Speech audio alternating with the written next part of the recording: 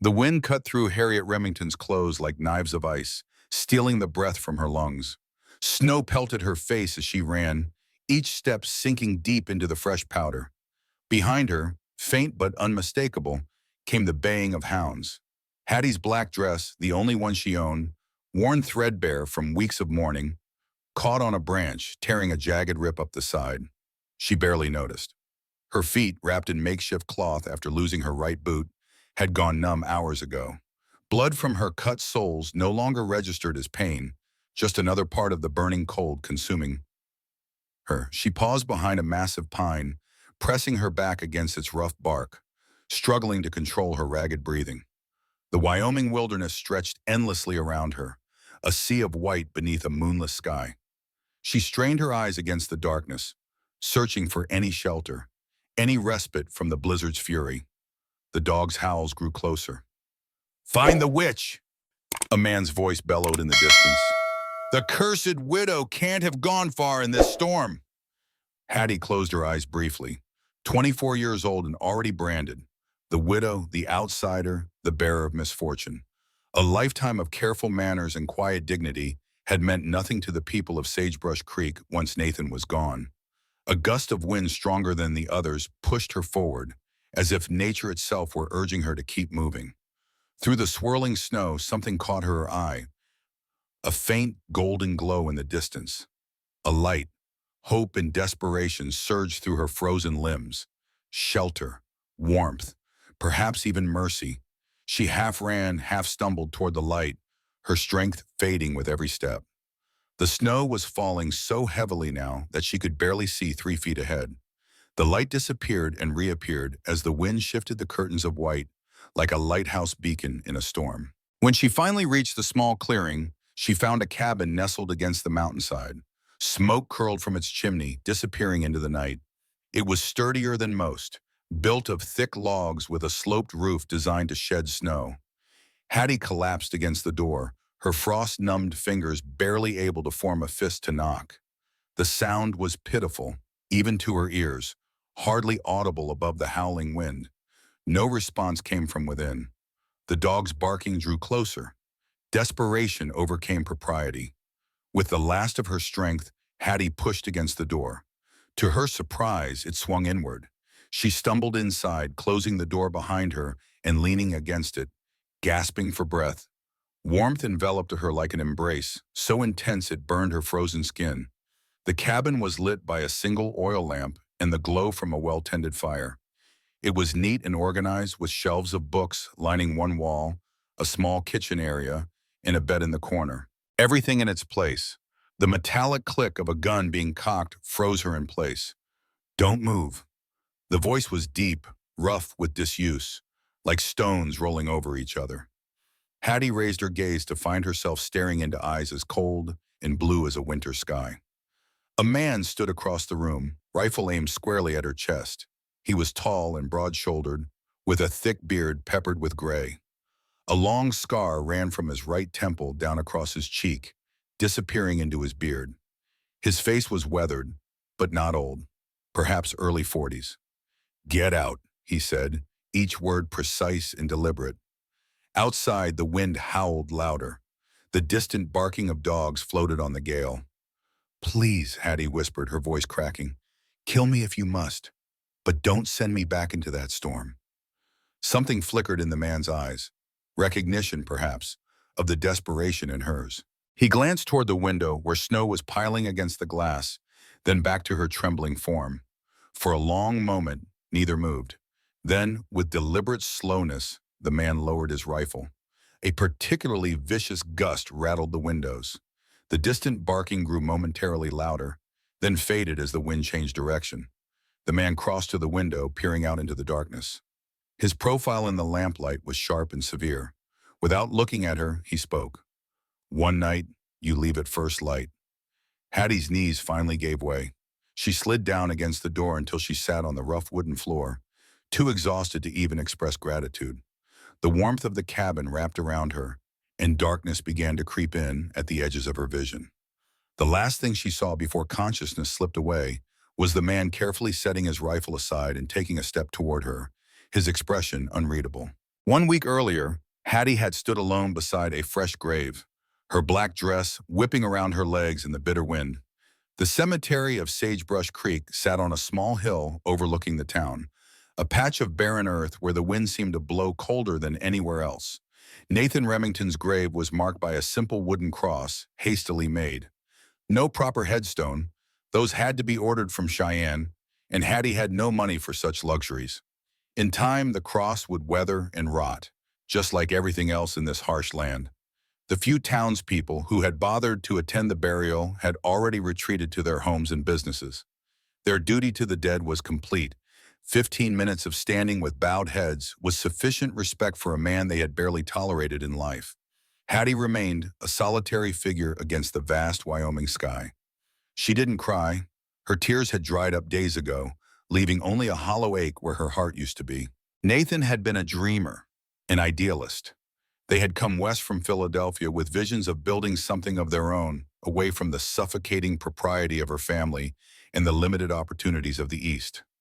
"We'll make our mark," he had promised, blue eyes shining with certainty. "We'll create something that's ours alone." Instead, he had made his mark in the hard Wyoming soil, 6 feet deep. "Mrs. Remington?" The voice startled her. She turned to find James Whitley standing a respectful distance away, hat in his hands. The banker was a small man with thinning hair and spectacles that magnified his watery eyes. "It's time we discussed your situation," he said, voice pitched to sound sympathetic but businesslike. Hattie nodded. She'd been expecting this. "The loan for the property was in your husband's name," Whitley continued, eyes darting to the fresh grave and back. "With him gone, and without means to make the payments." "How long do I have?" she asked quietly. "A week, perhaps 10 days. He shifted uncomfortably. "Ordinarily, we might make arrangements, but Mr. Harrington has purchased the note from the bank." Hattie felt a chill that had nothing to do with the wind. Victor Harrington, the man Nathan had confronted, the man whose men had put Nathan in the ground. "I see. I'm sorry, Mrs. Remington, truly." Whitley replaced his hat. "These are difficult circumstances." As he walked away, Hattie remained by the grave, her mind racing through options that weren't there. She had no family in Wyoming, no friends close enough to help. What little savings they had brought west had been exhausted in building their small homestead. The next days passed in a blur of desperate activity. Hattie tried to sell their possessions, Nathan's tools, the furniture he had crafted with such care, the books they had cherished. She went door to door in Sagebrush Creek, offering items at prices far below their worth. Few doors opened to her. Those that did revealed faces pinched with a mixture of pity and unease. "Can't help you, Mrs. Remington," said Emmett Fellows, the blacksmith, eyeing Nathan's prized hammer before setting it down carefully. "Tool used by a dead man carries bad fortune." At the general store, Martha Wilson shook her head, not even looking at the fine linen tablecloth Hattie's mother had given her as a wedding gift. "Times are hard for everyone, dear." By the 5th day, Hattie understood the truth. It wasn't just poverty keeping the townspeople from helping her. It was fear. Fear of association with the widow whose husband had challenged Victor Harrington's claim to their land and paid with his life. Fear of the bad luck that seemed to follow her. On the 6th day, as the sun began to set, casting long shadows across Sagebrush Creek's main street, Hattie sat on a bench outside the general store, too exhausted to begin the long walk back to the homestead. Her stomach growled. She hadn't eaten since morning, saving what little food remained at home. "Mrs. Remington." The voice was smooth and cultured, at odds with the rough frontier town.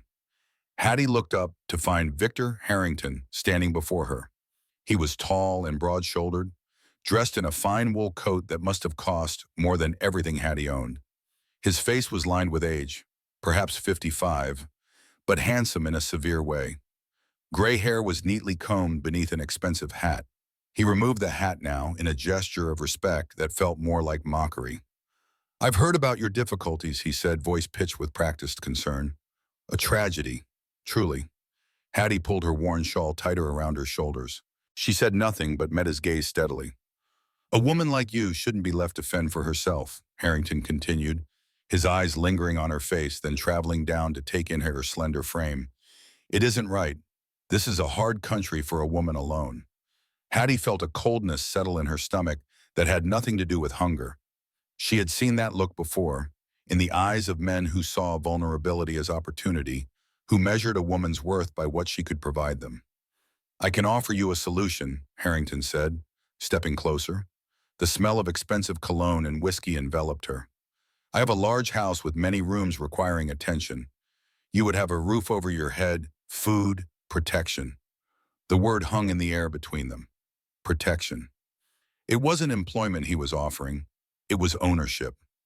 Hattie rose to her feet, her back straight despite her exhaustion. She met his gaze directly, letting the cold fury she felt show in her eyes. "I am not for sale, Mr. Harrington."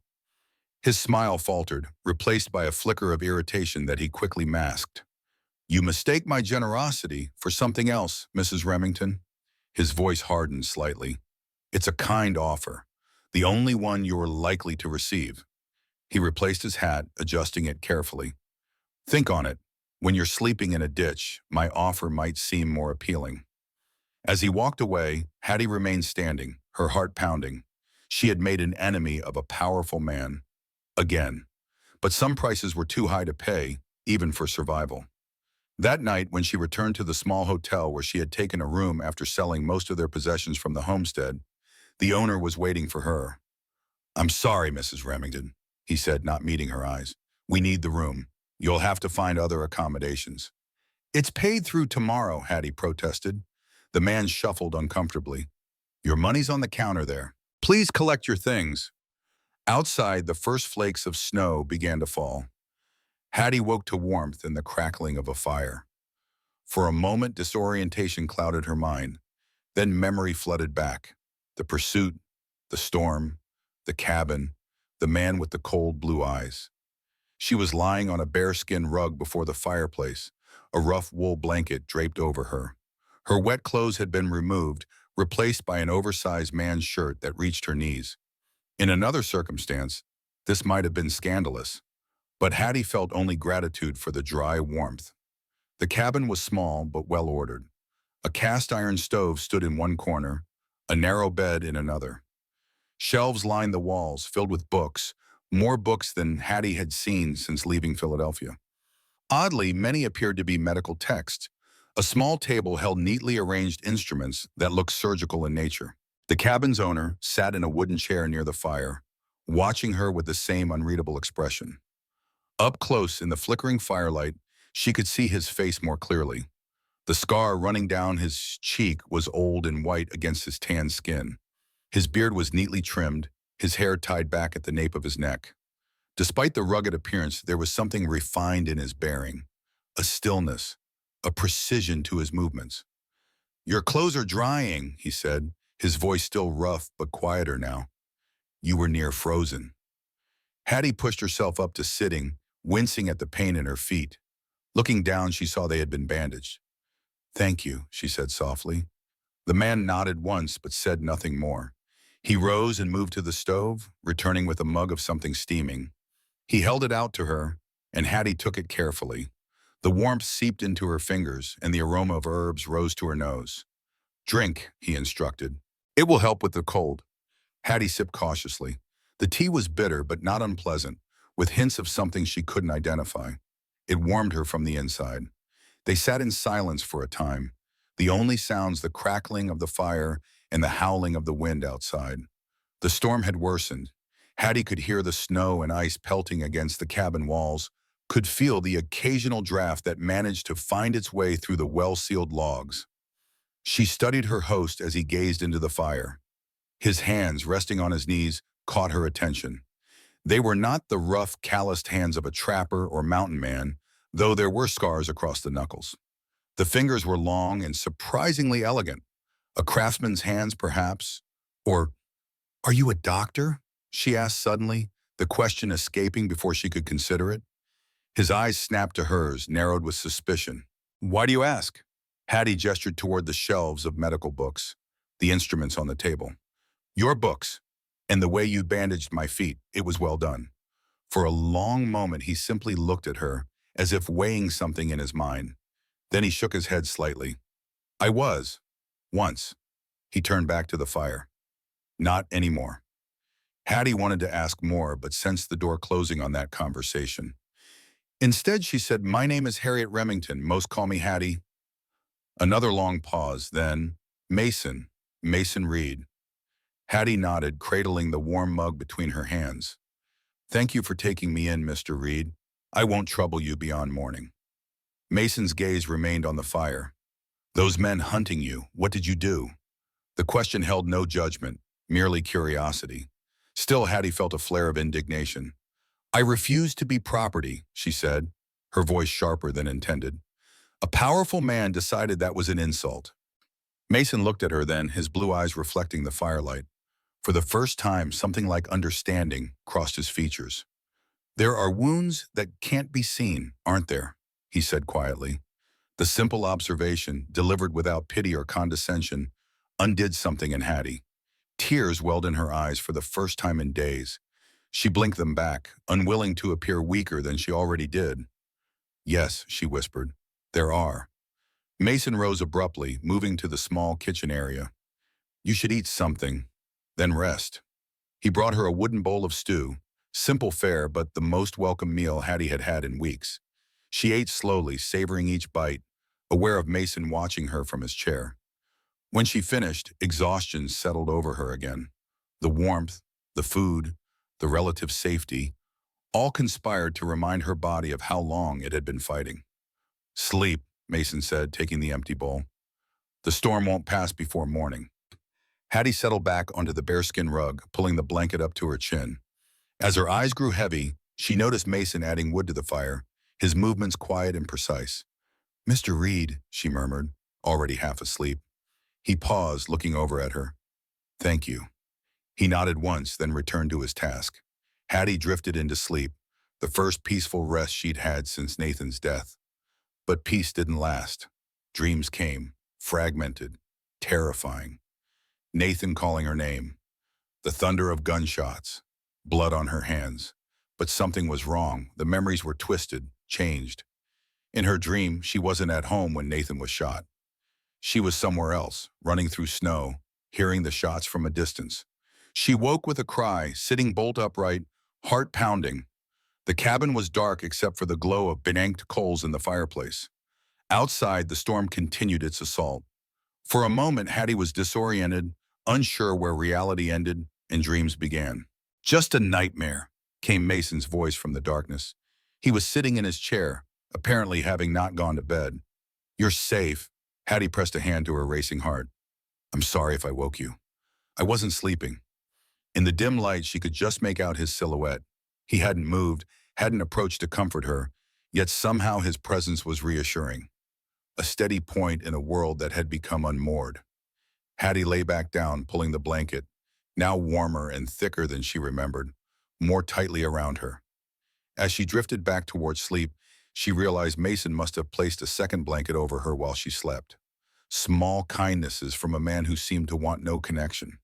It was puzzling, but in her exhaustion, the puzzle would have to wait until morning. Morning brought no reprieve from the storm. If anything, it had intensified overnight. Snow piled against the windows, and the wind howled like a living creature, seeking entry to the snug cabin. Hattie woke to the smell of coffee and the sound of Mason moving quietly about the small space. She sat up, pushing hair from her face, suddenly aware of how she must look. Disheveled, wearing only his shirt, a stranger in his home. "Your clothes are dry," Mason said, nodding toward a neatly folded pile on the table. "There's coffee on the stove." He disappeared outside, giving her privacy to dress. Hattie moved quickly, grateful for the dry clothing despite the tears and stains. Her feet, when she unwrapped the bandages, looked better than expected, the cuts already beginning to heal. When Mason returned, arms laden with firewood, Hattie was seated at the small table, a mug of coffee warming her hands. He stomped snow from his boots and added wood to the fire before turning to her. "The pass is blocked," he said without preamble.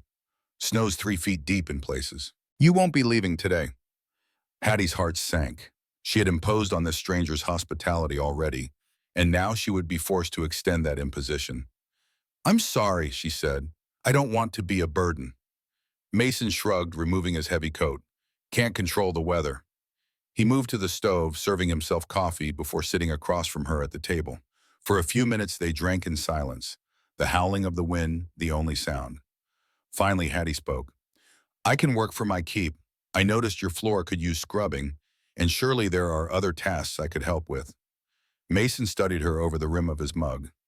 You're running from Sagebrush Creek, he said, not a question, but a statement. Why? Hattie hesitated, then decided truth was the simplest path. My husband was killed a week ago. The man responsible, Victor Harrington, wants our land. When I wouldn't sell myself to him along with the property, he made sure no one in town would help me. She paused, remembering the cold eyes of the hotel owner as he evicted her. Last night, someone told Harrington's men where I was staying. They came for me. I ran. Mason's expression didn't change, but something in his eyes did. A flicker of recognition, perhaps, or understanding. Harrington, he repeated, the name leaving a bitter taste in his mouth, judging by his expression. The railroad man. Hattie nodded. You know of him? Mason rose, carrying his mug to the sink. Everyone within 100 miles knows of Harrington. His tone made it clear the conversation was over. He gestured around the cabin. Work if you want. There's food in the pantry. I'll be outside clearing snow. With that, he donned his coat again and left, leaving Hattie alone with her thoughts in a cabin full of questions. She spent the morning cleaning, grateful for the activity. The cabin, though neat, clearly needed a woman's touch. She scrubbed the floors, organized the kitchen shelves, and dusted the many books. As she worked, she couldn't help but notice oddities: surgical instruments carefully wrapped in cloth, jars of what appeared to be medicinal herbs, notebooks filled with neat handwriting documenting what looked like patient observations. Mason Reed was no ordinary mountain hermit. He had been a doctor, as he'd admitted, but there seemed to be more to the story. By midday, the storm showed no signs of abating. Mason returned periodically to add wood to the fire before disappearing outside again. Hattie prepared a simple meal from the supplies in the pantry, a stew of dried venison and preserved vegetables. When Mason finally came in for good, snow crusting his beard and eyebrows, she had the table set and the cabin warmer than it had been in months, she suspected. He paused in the doorway, taking in the transformed space. Something that might have been surprise crossed his features before his expression returned to its usual impassivity. They ate in silence, but it was a different quality of silence than the night before. Less tense, almost companionable. After the meal, Mason surprised her by speaking unprompted. You cook well. Hattie smiled slightly. My mother insisted I learn, though we had servants. She said a woman should know how to run her own kitchen, even if she never had to.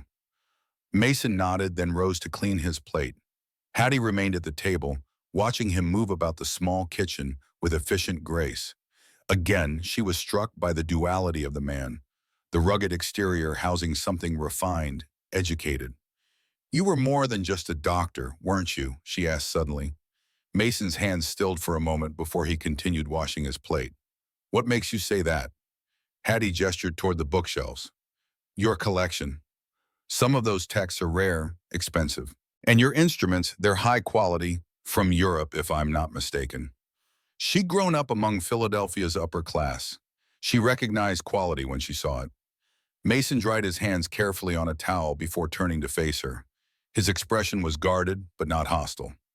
I was a surgeon, he said finally. Before. Before what, he didn't say, and Hattie didn't ask. Instead, she rose and began clearing the rest of the table. Thank you for the meal, Mason said, moving toward the door. I need to check the animals. Alone again, Hattie continued exploring the cabin. In a small chest under the bed, she found a bundle of letters tied with string. She didn't open them, she wasn't a snoop, but she noticed the return address, Boston Medical College. By evening, the storm had settled into a steady snowfall, the wind finally dying down. Mason spent more time indoors, alternating between reading by the fire and making small repairs around the cabin. They spoke little, but the silence was increasingly comfortable. As darkness fell, Hattie found herself yawning. The day's work, combined with her recent exhaustion, was catching up to her. Take the bed, Mason said, noticing her fatigue. I'll sleep by the fire. Hattie started to protest, but he cut her off with a raised hand. You're still recovering. Take the bed. Too tired to argue, Hattie thanked him and moved to the narrow cot in the corner. Despite its simplicity, it was far more comfortable than the floor had been. As she drifted towards sleep, she heard Mason adding wood to the fire, the familiar sounds already becoming a comfort. She dreamed again of Nathan, of snow and gunfire.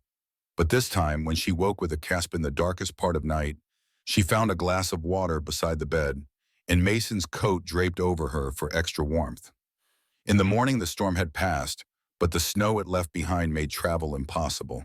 Hattie found herself stranded in the cabin of Mason Reed for the foreseeable future, a situation that, strangely, didn't trouble her as much as it should have.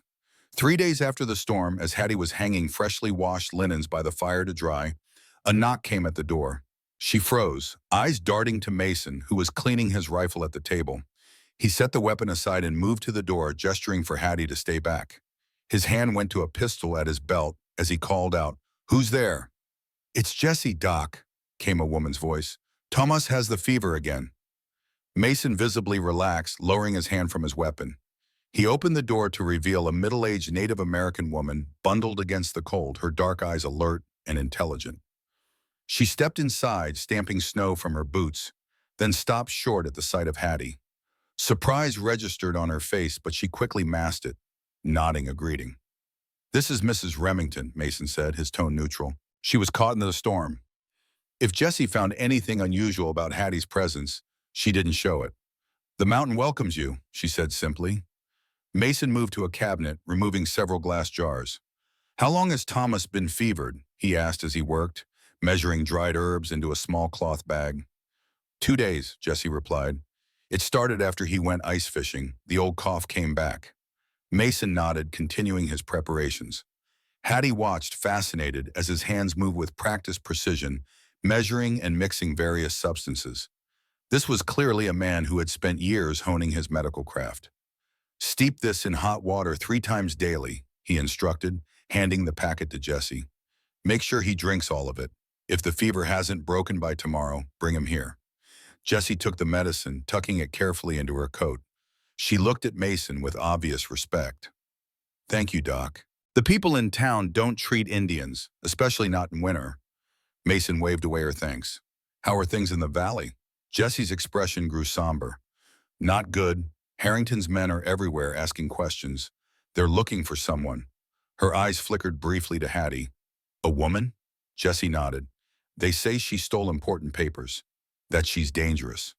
Hattie felt a chill run through her that had nothing to do with the temperature. Mason's expression remained impassive, but she noticed his hand tighten slightly on the edge of the table. "Dangerous?" he repeated, a hint of skepticism in his voice. Jessie shrugged. "That's what they say. They're searching every homestead, every cabin. It's only a matter of time before they come up the mountain." Mason walked Jessie to the door. They spoke quietly for a moment before she departed, disappearing into the snow-covered forest with remarkable speed for a woman her age. When Mason turned back to Hattie, his expression was grave. "We need to talk." Hattie nodded, sinking into a chair by the fire. Mason remained standing, his tall frame silhouetted against the window as he gazed out at the snowy landscape. "Harrington doesn't send men after a woman just because she refused his advances," he said finally. "What aren't you telling me?" Hattie twisted her hands in her lap. "I'm not sure. Nathan, my husband, he was working for Harrington's railroad as an engineer, but something happened. He became secretive, worried. He started writing everything in his journal." She reached into the pocket of her dress, withdrawing a small, leather-bound book. "I found this among his things after he died. Some pages are missing, torn out. But what remains suggests he discovered something about Harrington, something illegal." Mason turned from the window, his interest clearly piqued. "May I?" Hattie hesitated only briefly before handing over the journal. Mason leafed through it carefully, his brow furrowing as he read. "Your husband mentions meeting with Doc M," he said after a while, looking up at her, "to discuss what he'd found." Hattie nodded slowly, realization dawning. "Doc M. That's you, isn't it?" "Mason." For a long moment, Mason said nothing. Then he closed the journal and handed it back to her. "Yes," he said simply. "Nathan came to me about 2 weeks ago. He said he had evidence that Harrington was illegally seizing native lands for the railroad, bribing officials." Did he show you this evidence? Mason shook his head. He wanted to, but said it wasn't safe to carry.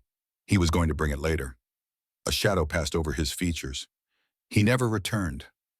Hattie felt as if the ground had shifted beneath her. You knew my husband?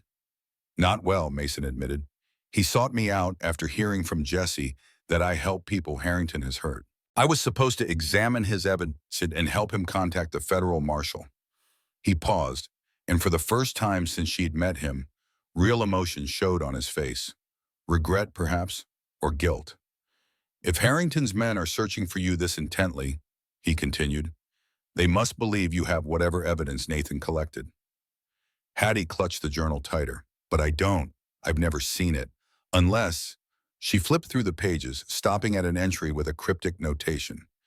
T10 beneath the third floorboard. She looked up at Mason, eyes wide. It's hidden at our homestead. Mason ran a hand through his hair, a gesture that seemed uncharacteristically nervous for him. If that's true, we need to retrieve it before Harrington's men find it. We? Mason's blue eyes met hers directly. Harrington is dangerous, Mrs. Remington. More dangerous than you know. If you go alone, you won't come back. Why would you help me? Hattie asked. You don't know me. Mason turned back to the window, his profile sharp against the bright snow outside. I couldn't help your husband. Perhaps I can help you. The admission, simple as it was, revealed more about Mason Reed than anything he'd said before. Hattie sensed that beneath his gruff exterior lay a man guided by a strong moral compass, and perhaps burdened by regrets. Thank you, she said quietly. Mason nodded once, returning to his rifle. We'll go tomorrow night, when there's less chance of being seen. As he resumed cleaning the weapon, his movements precise and focused, Hattie realized that Mason Reed was no ordinary doctor hiding from his past. He was a man who had taken a stand against Victor Harrington long before she arrived. And that made him both the most dangerous and the most valuable ally she could have found in the Wyoming wilderness.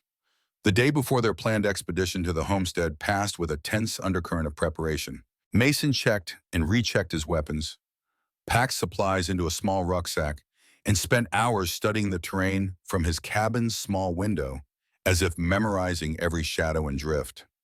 Hattie found herself assigned tasks as well. Mason showing her how to move silently across snow, how to read animal tracks, how to distinguish the sound of a deer from that of a man moving through underbrush. She was a quick study, and by midday, she could identify the subtle differences between various footprints in the snow outside the cabin. Why do you know all this? She asked during a brief respite. Doctors aren't typically wilderness experts. Mason continued whittling a small piece of wood, his knife strokes precise and measured. I've been here 5 years. You learn or you die. It wasn't a complete answer, but it was more than he usually offered. Hattie accepted it, returning to the mittens she was mending. You mentioned you have medical knowledge, Mason said after a while, surprising her with the initiation of conversation. From your mother? Hattie nodded. She was a midwife, though it wasn't something respectable Philadelphia society acknowledged. She believed women should know how to care for themselves and others. Mason considered this. Can you stitch a wound? Yes, I've assisted with births, set broken bones, treated fevers. Hattie smiled faintly at his raised eyebrow. My mother was not conventional. That's good. Mason tested the edge of his knife with his thumb. Knowledge keeps you alive out here. They lapsed back into silence, but it was the comfortable quiet of two people beginning to understand each other. By evening, they had established a routine that felt almost domestic. Mason tending the fire and preparing meat, Hattie cooking and organizing their supplies. After dinner, Mason spread a rough map on the table, hand-drawn but detailed. This is Sagebrush Creek in the surrounding area, he explained, pointing to various markings. Your homestead is here, about 5 miles from town. We'll approach from the north through this stretch of forest to avoid the main road. Hattie studied the map, impressed by its accuracy. You've mapped the entire region. I like to know where I stand, Mason replied simply. He indicated a small structure near her homestead. This is Harrington's nearest outpost. His men patrol from here. We'll need to time our approach between their rounds. Hattie frowned. How do you know their schedule? A ghost of a smile touched Mason's lips. I watch, I listen. Jesse helps. As they planned, Hattie realized Mason had a strategist's mind. Methodical, thorough, considering contingencies for every possible complication. This was not the thinking of a simple country doctor. "You were in the war, weren't you?" she asked suddenly. "The Civil War." Mason's hands stilled on the map. For a moment, she thought he wouldn't answer. Then, "Union Army, Medical Corps." His voice was flat, devoid of emotion. "I was at Antietam, Gettysburg, Cold Harbor, the bloodiest battles of the war." Hattie had read about them in newspapers, seen the casualty numbers that defied comprehension. "I'm sorry," she said softly, unsure what else to offer. Mason folded the map with careful precision. It was a long time ago, but the shadows in his eyes suggested otherwise. Night fell, bringing with it a clear sky and plummeting temperatures. Hattie found herself shivering despite the fire's warmth. Mason noticed, disappearing into a small storage area and returning with a thick, fur-lined coat. "It was my wife's," he said, offering it to her. "She left it behind." Hattie hesitated. "Your wife?" "Elizabeth." The name seemed to cause him physical discomfort. "She couldn't tolerate after the war." Understanding dawned. How many veterans had returned changed, haunted by what they'd experienced? How many marriages had crumbled under the weight of those ghosts? "The nightmares?" Hattie guessed gently. Mason nodded once, his gaze fixed on the fire. "And the silences, days when I couldn't speak, couldn't bear to be touched." He rubbed absently at his left hand, where a wedding ring might once have been. She deserved better. Hattie accepted the coat, wrapping it around her shoulders. It was warm and still held a faint scent of lavender. "Thank you," she said, meaning it for more than just the coat, for the rare glimpse behind his walls. Mason seemed to understand. He nodded, then moved to bank the fire for the night. "Rest," he advised. "Tomorrow will be demanding." Hattie retired to the bed, which had become tacitly hers during her stay. As she drifted toward sleep, she heard Mason moving quietly about the cabin, his footsteps a reassuring reminder that she was no longer alone in her fight. Early the next morning, Hattie woke to find Mason already dressed and preparing coffee. Outside, dawn was just beginning to lighten the eastern sky. "I scouted the area last night," he said without preamble. "Harrington's men have increased patrols near your homestead. Something has them agitated." Hattie felt a chill. "They know about the evidence." "Or suspect," Mason agreed. Either way, our task is more dangerous than anticipated." The day stretched endlessly before them, filled with final preparations and tense waiting. By late afternoon, Hattie's nerves were frayed. She found herself at the window, staring at the snow-covered path leading down the mountain. "Will this work?" she asked, more to herself than to Mason. He paused in his task of loading ammunition. "No plan survives first contact with the enemy," he said, quoting what sounded like a military maxim. "But we adapt, we survive." Hattie turned to him, struck by a sudden realization. "You've opposed Harrington before. That's why you're helping me. It's not just about Nathan." Mason met her gaze steadily. "Harrington represents everything I fought against in the war. Men who profit from others' suffering, who believe their wealth makes them untouchable." His voice held a quiet intensity she hadn't heard before. "Your husband tried to stand against that. I respect his courage." Before Hattie could respond, movement outside caught her attention. She tensed, peering through the frosted glass. "Someone's coming," she whispered. Mason was instantly alert, moving silently to the window. A group of 4 men on horseback was making its way up the path toward the cabin. "Harrington's men," he confirmed grimly. "They're searching the mountain." Hattie's heart raced. "What do we do?" Mason's expression was calm, but his eyes were calculating. "There's a hidden cellar beneath the cabin, trap door under the bearskin rug." He moved quickly, rolling back the rug to reveal a wooden door set into the floor. "Get inside. No matter what you hear, stay quiet until I come for you." As Hattie descended the narrow ladder into the darkness below, Mason handed her a small lantern. "Be still," he reminded her, before closing the trap door and replacing the rug. The cellar was small but surprisingly well organized. Shelves lined the walls, stocked with preserved food, medical supplies, and ammunition. In one corner stood a small cot with blankets folded neatly at its foot. Hattie lit the lantern, keeping the flame low. As the soft glow illuminated her surroundings, she noticed a wooden chest pushed against the far wall, secured with a heavy iron lock. Curious, she moved closer. The chest was old but well-maintained, the wood polished by years of handling. Above, she heard the muffled sound of the cabin door opening, followed by voices, Mason's deep rumble and the sharper tones of strangers. She couldn't make out the words, but the tension was evident even through the floor. Hattie settled on a stool near the ladder, straining to hear. The conversation continued for what seemed like an eternity, occasionally rising in volume before subsiding again. Once, heavy footsteps crossed directly overhead, causing dust to sift down from between the floorboards. Then abruptly the cabin door closed. Silence fell. Hattie remained frozen, heart pounding. Had Mason sent them away, or had something gone wrong? Long minutes passed. Finally, the trap door lifted, and Mason's face appeared in the opening. "They're gone," he said, extending a hand to help her up. "For now." Back in the main room, Hattie saw that nothing appeared disturbed. What did they want? "They're searching every cabin in the area," Mason explained, moving to the window to watch the riders disappearing down the path. "Looking for a dangerous fugitive. You." "What did you tell them?" "That I haven't seen anyone in weeks, that I'm just a hermit doctor who keeps to himself." A grim smile touched his lips. They believed it readily enough. No one expects to find a woman up here. Hattie released a breath she hadn't realized she was holding. "They'll be back?" "Eventually, but they've crossed us off their immediate list."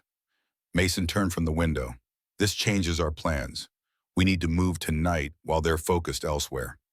As darkness fell, they made final preparations. Hattie donned Elizabeth's coat, grateful for its warmth. Mason dressed in dark clothing, with a rifle slung across his back and a pistol at his hip. He offered Hattie a small knife in a leather sheath. "Last resort," he said as she strapped it to her ankle, hidden beneath her skirt. "But better to have it." They left the cabin shortly after midnight, when the moon was briefly obscured by clouds. Moving through the forest in darkness should have been terrifying, but with Mason leading the way, Hattie found herself more exhilarated than afraid. He moved with remarkable stealth for such a large man, his steps silent on the snow-covered ground. Hattie followed as he'd taught her, placing her feet carefully, avoiding branches that might snap. They traveled for over an hour, descending the mountain via game trails rather than the main path. Occasionally, Mason would halt, listening intently before signaling to continue. As they neared the valley floor, he led her to a small outcropping of rocks where they could survey the terrain ahead. In the distance, the scattered lights of Sagebrush Creek glimmered like fallen stars. "Your homestead is there," Mason whispered, pointing to a dark shape about half a mile away. "No lights. Good sign." Hattie squinted through the darkness. "The Outrider station?" "2 men on duty. They patrol every hour." Mason checked the position of the moon. "We have about 20 minutes before the next round." They moved quickly now, keeping to the shadows at the forest's edge. As they approached the homestead, Hattie felt a pang of emotion. This was where she and Nathan had planned to build their future, where they'd spent countless hours working side by side. Now it stood empty, a monument to shattered dreams. Mason touched her arm, bringing her back to the present. "Stay focused," he murmured. "We go in, find what we need, get out. No lingering." The small house was dark and still. They circled it once, checking for any signs of habitation or surveillance, before approaching the back door. It was locked, but Mason produced a set of slim metal tools from his pocket and had it open in seconds. Hattie raised an eyebrow at this unexpected skill. Mason shrugged. "War teaches many things." Inside, the house was colder than the night air, with the lingering emptiness of an abandoned dwelling. Hattie lit a small candle they'd brought, shielding the flame with her hand as she looked around. The place had been ransacked, furniture overturned, curtains torn, floorboards pried up in places. Someone had been searching, and searching thoroughly. "T10 beneath the third floorboard," Hattie whispered, recalling Nathan's notation. "T must be a room." Mason nodded. "Bedroom? Study?" "Study." Hattie led the way to the small room Nathan had used for his engineering work. Here, the destruction was even more complete. Papers scattered, drawers emptied, maps torn from the walls. She counted floorboards from the west wall. "Third one here." Mason knelt, examining the board. It appeared undisturbed, unlike many of its neighbors. Using his knife, he carefully pried it up. The space beneath was narrow but deep. Inside lay a small oilskin packet, tightly bound with twine. Hattie's hands trembled as she reached for it. This is it. It has to be. Before she could touch it, Mason froze, head tilted toward the window. Horses, he whispered. At least two.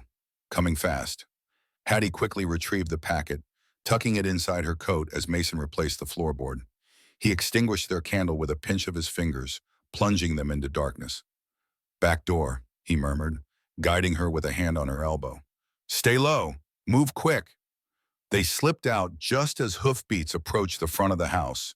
Mason led her toward a small storage shed where they concealed themselves behind the stacked firewood. Through a gap in the wall, Hattie could see two men dismounting in front of her former home. They carried lanterns and rifles. Check inside, the taller one ordered. Carter swore he saw movement. The second man spat into the snow. Carter's jumpy as a spring hare. Ain't nobody been here in days. Nevertheless, they entered the house, their lanterns casting eerie, dancing shadows through the windows. Mason touched Hattie's shoulder, pointing toward the tree line. They needed to move while the men were inside. Staying low, they crept from the shed, making their way across the open ground toward the shelter of the forest. They had almost reached the trees when a shout came from behind them. There, by the trees! A rifle shot cracked through the night air, the bullet splintering bark inches from Mason's head. He pushed Hattie forward. Run! They sprinted into the forest, dodging between trees as more shots rang out behind them. Mason pulled Hattie behind a massive pine trunk, drawing his pistol. Keep going, he ordered. I'll hold them off. I'm not leaving you, Hattie protested.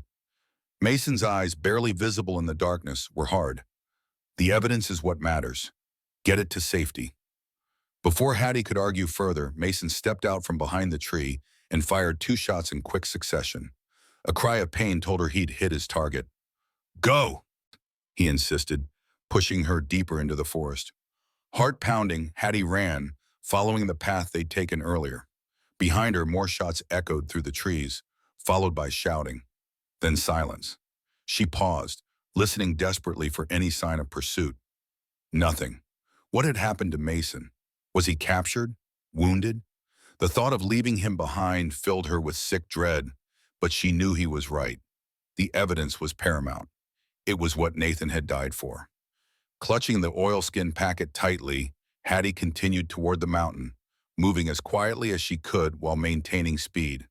The moon emerged from behind clouds, casting silver light across the snow and making her feel dangerously exposed. She had covered perhaps half a mile when she heard movement in the trees ahead. Freezing in place, she reached for the knife at her ankle. A dark figure emerged from the shadows.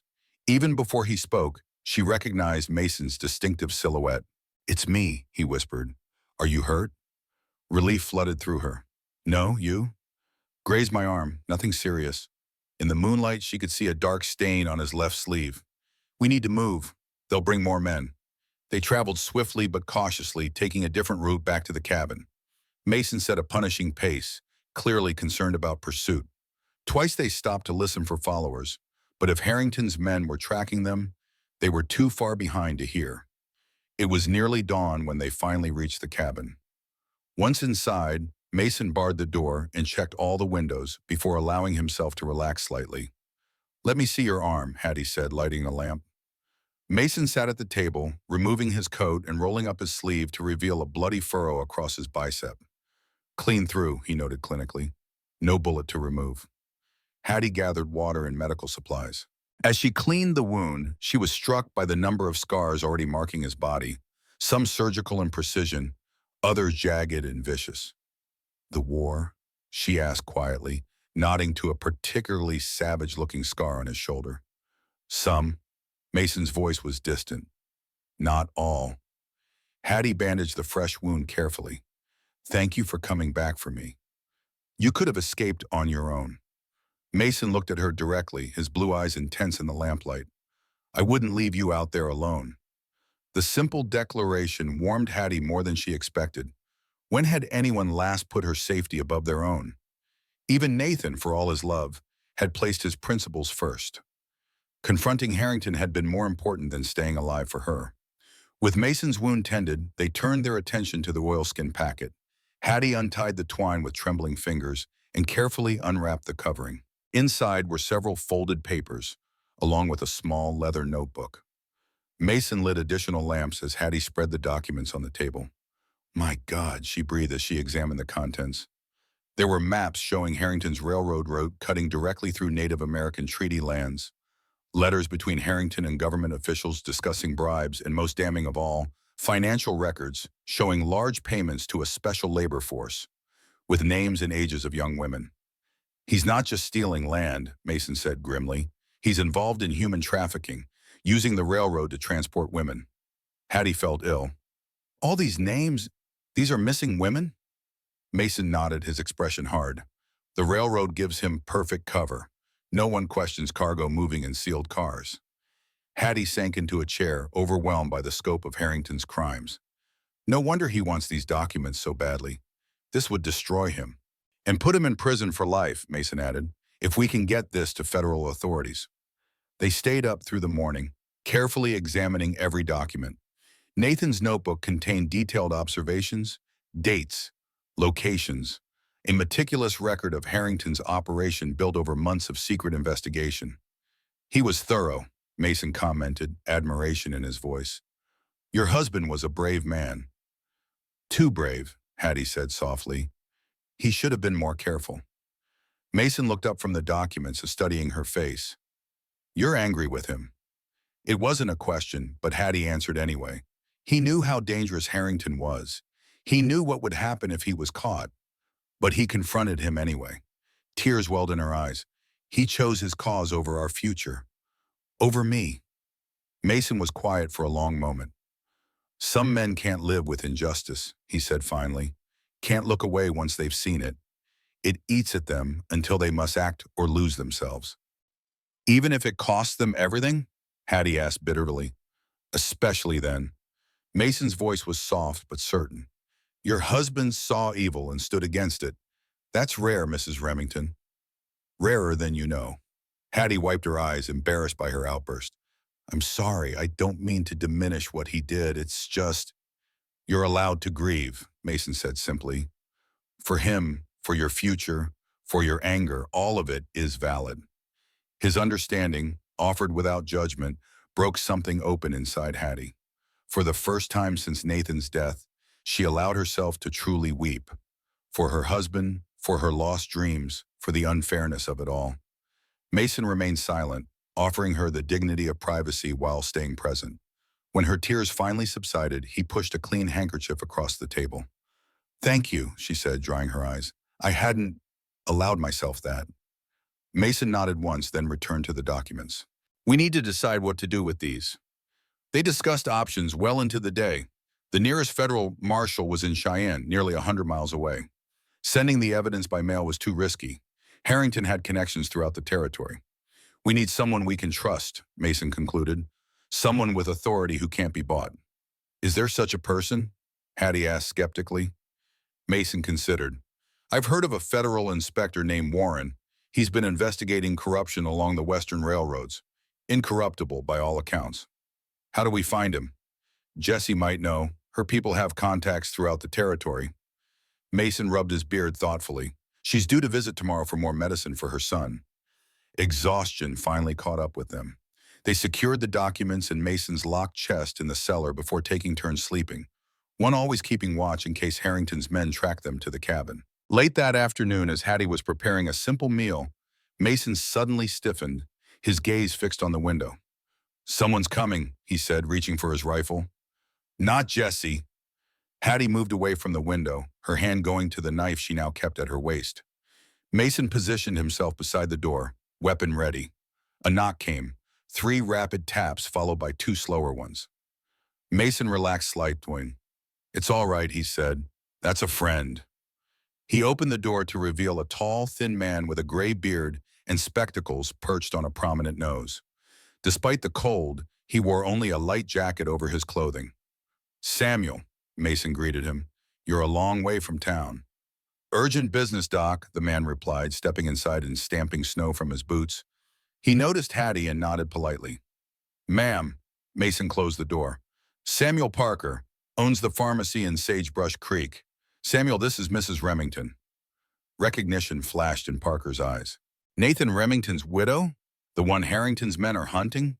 The same, Mason confirmed. What brings you up the mountain, Samuel? Parker removed his spectacles, cleaning them on his shirt. Harrington's in a fury. His men came back from your homestead with one wounded, Mrs. Remington. They're saying you and an accomplice attacked them. He replaced his glasses, looking grave. He's offering $500 for information on your whereabouts. And he's called in more men from Cheyenne. Hattie exchanged alarmed glances with Mason. How did you know I was here? She asked Parker. Jessie told me, the pharmacist replied. We've worked together for years. She helps me collect native herbs. I provide medicines her people can't make. He turned to Mason. She thought you should know immediately. She can't risk coming herself. Harrington's men are watching the native encampment. Mason nodded. Thank you for the warning. Did Jessie mention anything about Inspector Warren? As a matter of fact, she did, Parker said, warming his hands by the fire. Word is he's arriving on Friday's train, coming to investigate complaints about the railroad's land acquisitions. That's 3 days from now, Hattie calculated. If we can get these documents to Warren, Mason began. You have evidence? Parker interrupted, suddenly alert. Actual proof of Harrington's dealings? Mason hesitated, then nodded. Nathan Remington collected it. Financial records, correspondence, maps, enough to destroy Harrington and put him behind bars. Parker let out a low whistle. No wonder he's desperate to find Mrs. Remington. He thought for a moment. The train station will be watched. Getting to Warren won't be easy. We need allies, Mason said. People in town we can trust. There aren't many, Parker warned. Harrington owns most folks, one way or another. But, he stroked his beard thoughtfully, there's Margaret Cooper, the judge's widow. She's never forgiven Harrington for undermining her husband's rulings, and Sheriff Collins might help. Collins works for Harrington, Mason objected. Yes and no. Parker lowered his voice, though there was no one else to hear. His daughter Amy disappeared 6 months ago, supposedly ran off to Denver, but he never believed it. He's been asking questions, quiet-like. Mason's expression sharpened. Amy Collins, what age?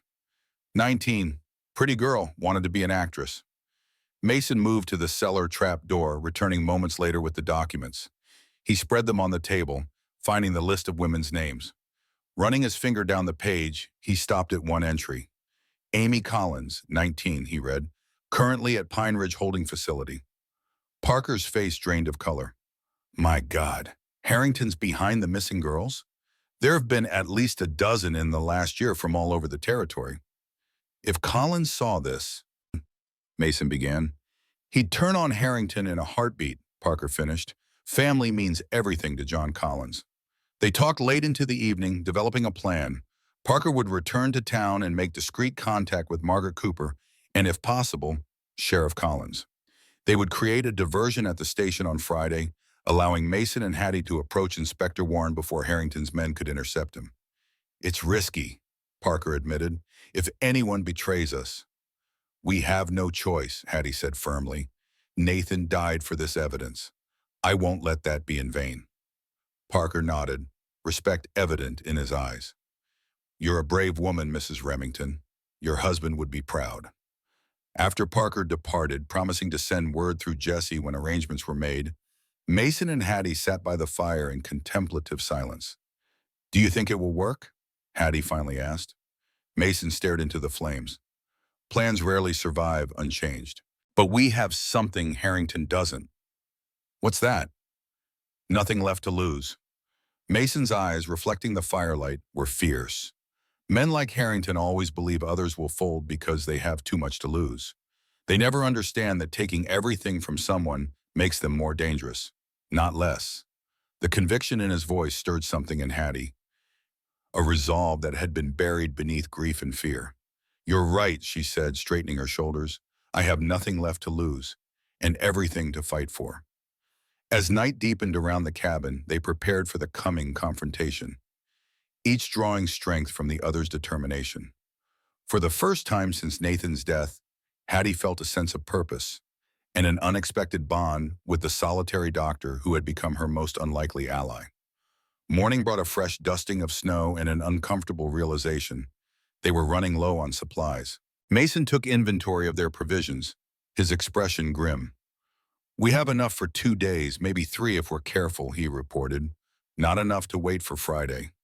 "Could Samuel bring more?" Hattie suggested. Mason shook his head. "Too risky. If he makes too many trips up the mountain, someone will notice." He donned his coat. "I'll hunt. We need fresh meat." Hattie watched him prepare, checking his rifle and tucking a hunting knife into his belt. "Is it safe for you to go out?" "Safer than starving," Mason replied practically. "Stay inside, keep the door barred. I'll be back by noon." After he departed, Hattie found herself at loose ends. She tidied the already neat cabin, then turned her attention to mending a tear in one of Mason's shirts. As she worked, her mind wandered to the mysterious chest in the cellar. Curiosity finally got the better of her. She set aside her sewing and lifted the trapdoor. The cellar was dark and cool, smelling faintly of earth and preserved herbs. She lit the small lantern and made her way to the locked chest.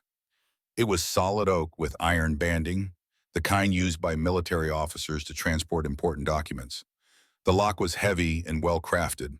Hattie knew she couldn't open it without the key, but she examined it nonetheless, running her fingers over the smooth wood.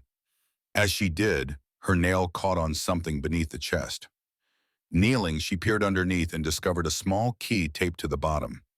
It seemed too coincidental to be Mason's hiding place for the chest key. More likely it opened something else. Looking around, Hattie noticed a smaller box on one of the shelves, previously hidden behind jars of preserved vegetables. It was wooden, about the size of a cigar box, with a small keyhole. The key fit perfectly. Inside, Hattie found a collection of personal items, a tarnished military insignia bearing the caduceus of a medical officer, letters bound with faded ribbon, and a daguerreotype photograph of a beautiful young woman with a serene expression. Elizabeth, she presumed, Mason's wife. She had a refined patrician beauty with dark hair arranged elegantly and large, solemn eyes. The kind of beauty that belonged in Boston drawing rooms, not a wilderness cabin. Beneath the photograph lay several official-looking documents. Hattie hesitated, her conscience warring with curiosity. These were Mason's private belongings, not meant for her eyes. And yet, if they were to trust each other with their lives. She carefully unfolded the topmost document. It was a commendation signed by President Lincoln himself, praising Dr. Mason Reed for extraordinary surgical skill and courage under fire at Gettysburg. Another was his appointment as chief surgeon of the 8th Massachusetts Infantry. The third document made her breath catch. It was a letter written on military stationery. "I caution you against pursuing these accusations. Major Harrington comes from a powerful family with connections throughout the War Department. Your claims, however substantiated, will bring you nothing but trouble. As your friend, I urge you to reconsider. If you insist on proceeding, I cannot protect you from the consequences." Colonel James Wright Harrington. Victor Harrington had been in the Army, a major during the Civil War, and Mason had raised some kind of accusations against him. Hattie carefully replaced the items and locked the box, returning it to its hiding place. She climbed back to the main room, her mind racing with this new information. Mason and Harrington had a history, a connection that preceded Nathan's death, preceded even their arrival in Wyoming. This wasn't just about land grabs and missing women. This was personal. The sound of approaching footsteps roused her from her thoughts.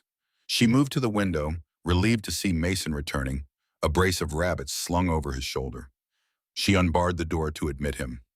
"Good hunting," she observed as he hung the rabbits by the door. Mason nodded, removing his coat.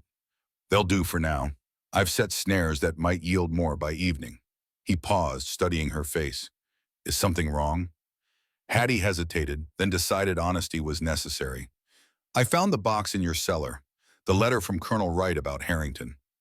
Mason went very still. His expression didn't change, but something in his eyes hardened.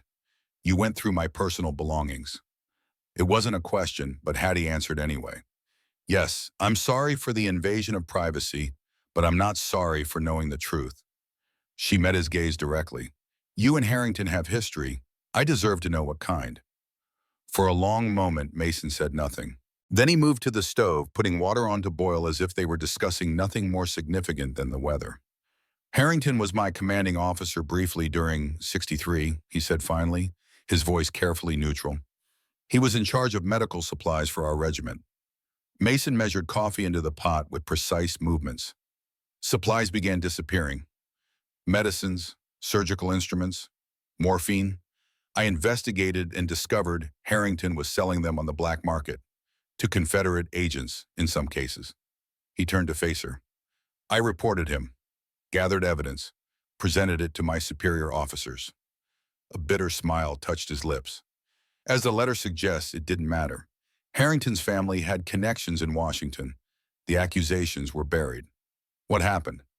I was transferred to a field hospital near the front lines. Harrington received a promotion. Mason poured coffee for them both. After the war, I returned to my practice in Boston. A year later, my reputation was systematically destroyed by rumors of drunkenness, incompetence, inappropriate behavior with a female patients. Understanding dawned on Hattie. Harrington, Mason nodded. He waited until I was reestablished, then took everything, my practice, my standing in the community. He paused. Eventually, my marriage. So you came west, Hattie said softly, to start over, or perhaps to disappear. Mason's gaze was distant. I never expected to find him here. By the time I realized who controlled this territory, I was already established. Helping people Harrington had hurt seemed a small defiance. Until Nathan came to you, Hattie realized. Then it became something more. Mason nodded. Your husband's evidence could do what mine couldn't. Bring Harrington to justice. He met her eyes directly. Now you understand why this is personal for me as well. Hattie felt a new dimension of connection with Mason. They were both victims of Harrington's cruelty, both fighting not just for justice but for vindication. Thank you for telling me, she said simply. Mason acknowledged her words with a slight nod, then turned to prepare the rabbits for cooking. The tension in the cabin gradually eased, replaced by the familiar routine of shared tasks. As they worked, Hattie found herself studying Mason with new awareness. The reserved, solitary doctor who had reluctantly sheltered her was revealed as a man of principle who had sacrificed everything rather than compromise his integrity. A man who, despite loss and betrayal, still risked himself to help others. That evening, as snow began falling again outside the cabin windows, Hattie returned to Nathan's journal. There were references she now understood better. Mentions of confirming with M that now clearly meant Mason, notes about military connection that must refer to Harrington's army past. One entry, dated just days before Nathan's death, caught her attention. Meeting H tomorrow. M agrees evidence sufficient. If confrontation unsuccessful, will proceed to federal authorities. Hattie looked up from the journal. Nathan met with Harrington before he was killed. He tried to confront him directly. Mason, who was cleaning his rifle by the fire, frowned. That was foolish. It was Nathan, Hattie said with a sad smile. He always believed people would do the right thing if given the chance. Her smile faded. He didn't understand men like Harrington. Few do until it's too late. Mason set aside his rifle. What else does the journal say? Hattie flipped through the pages. Most entries are about the railroad, engineering details, observations about land surveys. She paused at a page where the handwriting changed, becoming more urgent. Here he started documenting strange shipments, sealed cars, young women arriving for employment opportunities, and never being seen again. She turned another page and stopped, frowning. The last few entries mention you specifically. Dr. R confirms similar patterns from war days. Evidence mounting of systematic operation. She looked up at Mason. You are actively helping him investigate. Mason nodded slowly. I provided medical records of girls who came through Jesse's community, young women who showed signs of abuse before disappearing again. Nathan connected them to Harrington's operations. This is why you feel responsible, Hattie realized. You were working with him. I was supposed to meet him the day he confronted Harrington, Mason admitted, his voice tight with regret. I was delayed by a medical emergency in Jesse's camp. By the time I arrived in town, he was already dead, Hattie finished quietly. The weight of this revelation settled between them. Not just allies in the present, they were connected through Nathan's final days. Both part of his quest for justice, both marked by its failure. Outside, the snow continued to fall, isolating their cabin further from the world below.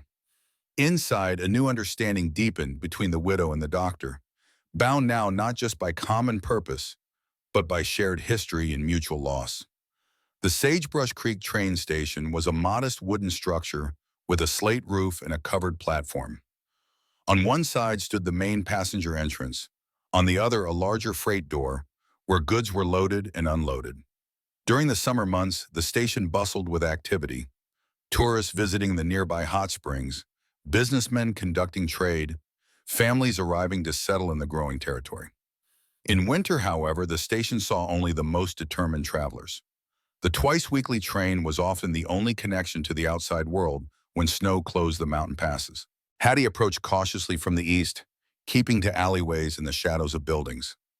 She had removed the bonnet, finding it restricted her vision too much for comfort, but kept the shawl pulled high around her face. Mason's small pistol was a reassuring weight in her pocket. The freight entrance came into view, a large sliding door currently closed against the cold. No sign of Sheriff Collins yet, but several of Harrington's men loitered near the main entrance, stamping their feet and blowing into cupped hands to ward off the chill.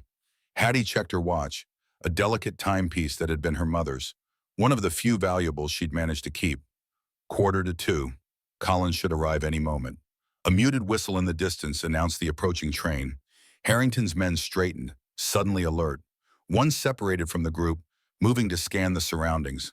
Looking for her, Hattie realized with a chill. She pressed herself deeper into the shadow of a stack of crates. Where was Collins? Had it been a trap after all? Just as panic began to rise in her throat, the freight door slid open partway. Sheriff Collins stood in the opening, gesturing her forward with a subtle movement of his hand. Hattie glanced around to ensure no one was watching, then darted across the open space to the door. Collins pulled her inside quickly, sliding the door shut behind her. "You're alone?" he asked, peering past her. "Dr. Reed is approaching separately," Hattie replied, brushing snow from her skirts. "He should be here shortly." The freight area was dimly lit and smelled of oil and sawdust. Crates and barrels were stacked against the walls, creating a labyrinth of narrow passages. Collins led her deeper into this maze, to a small office tucked in the corner. "Wait here," he instructed. "I need to check the platform. Warren will be arriving with the train." Left alone, Hattie took stock of her surroundings. The office was sparsely furnished. A desk, 2 chairs, a pot-bellied stove currently cold. Papers were scattered across the desk, shipping manifests and schedules by the look of them. One document caught her eye, a list of special cargo with destinations marked as private holdings throughout the territory. The most recent entry was dated just 3 days prior. 5 units, female, ages 17 to 22, destination Pine Ridge. Hattie felt sick. 5 more young women, trafficked like goods, one of whom might be Amy Collins. The distant train whistle sounded again, closer now. Through the small, grimy window, Hattie could see increased activity on the platform as passengers prepared to board or greet arrivals. Where was Mason? Worry gnawed at her. Had he been intercepted? Recognized? The door opened, causing Hattie to whirl around, hand going to her pocket. She relaxed when she saw it was Collins, accompanied by a tall, distinguished-looking man in a gray overcoat. "Mrs. Remington," Collins said formally, "this is Federal Inspector Daniel Warren." Warren was younger than Hattie had expected, perhaps 40, with intelligent eyes and a neatly trimmed beard. He removed his hat, revealing dark hair just beginning to gray at the temples. "Mrs. Remington," he greeted her with a slight bow. "Sheriff Collins has explained some of your situation. I understand you have evidence regarding Victor Harrington's activities." Hattie nodded, studying the inspector's face for any sign of deception. His expression was open, his gaze direct. She decided to trust her instincts. "Yes," she confirmed, reaching into her coat to withdraw the oilskin packet. "Documents collected by my late husband, Nathan Remington, showing illegal land seizures, bribery of government officials, and—" she paused, glancing at Collins, "evidence of human trafficking." Warren's eyebrows rose slightly at the last accusation, but he took the packet with appropriate gravity. "These are serious charges, Mrs. Remington. If substantiated—" The door burst open again. Mason stood in the doorway, breathing hard, a thin line of blood trickling from his temple. "We need to move," he said without preamble. "Harrington's men are searching the station." Someone tipped them off. Collins swore under his breath, moving to the window to peer out. "Too many to fight our way clear," he assessed grimly. "Is there another exit?" Warren asked, tucking the evidence securely into his coat. Collins nodded. "Maintenance tunnel beneath the platform leads to a storage shed behind the station." "Then we go now," Mason decided, checking his pistol. They moved quickly, Collins leading the way through the maze of crates to a trapdoor concealed beneath an old tarp. He lifted it to reveal a narrow ladder descending into darkness. "I'll go first," he said. "Warren, you follow, then Mrs. Remington. Dr. Reed, you bring up the rear." One by one they descended into the tunnel, a low, earthen passage shored up with wooden beams, dimly lit by widely spaced lanterns. The air was damp and close, heavy with the smell of wet soil and creosote. They moved as quickly as the cramped conditions allowed, Collins in the lead with his cane thumping softly on the packed earth. Warren followed closely, one hand keeping the evidence secure inside his coat. Hattie was acutely aware of Mason behind her, his presence a reassurance in the oppressive darkness. They had come so far, were so close to their goal. If they could just reach safety, get the evidence to the proper authorities. A shout from above froze them in place. Heavy footsteps crossed the floor over their heads, followed by the scrape of the trapdoor being lifted. "They've found the tunnel," Collins hissed. "Move!" They broke into a stumbling run, no longer concerned with stealth. The tunnel curved gradually to the right, following the arc of the platform above. Ahead, Hattie could see a faint square of brighter light, the exit. Collins reached it first, pushing up on what appeared to be another trapdoor. It resisted for a moment. Something was on top of it, then gave way with a scrape of wood on wood. "Hurry!" he urged, hauling himself up and turning to help Warren. Hattie followed, emerging into what appeared to be a small tool shed. Garden implements hung on walls, and a workbench stood beneath a dirty window. The door was barred from the inside. Mason was the last to emerge, securing the trapdoor behind him and dragging a heavy trunk over it to slow pursuit. "Where now?" Warren asked, adjusting his coat. "My office," Collins decided. "It's the most defensible position in town, and I can summon deputies I trust." He unbarred the shed door and peered outside. "Clear for the moment. The jail is 2 blocks east." They moved out into the biting cold, keeping to the narrow space between buildings. The main street was visible at the end of the alley, busy with afternoon traffic, oblivious to the drama unfolding in its midst. They had covered perhaps half the distance to the jail when a figure stepped into the alley ahead of them, blocking their path. Victor Harrington stood there, elegantly dressed in a fur-trimmed coat, a pistol held casually in his gloved hand. "Sheriff Collins," he said, his cultured voice at odds with the menace in his eyes. "I'm disappointed. I thought we had an understanding." Collins straightened, his own hand moving to his holstered weapon. "Things change, Harrington. I know what you did to my daughter." Harrington's expression didn't flicker.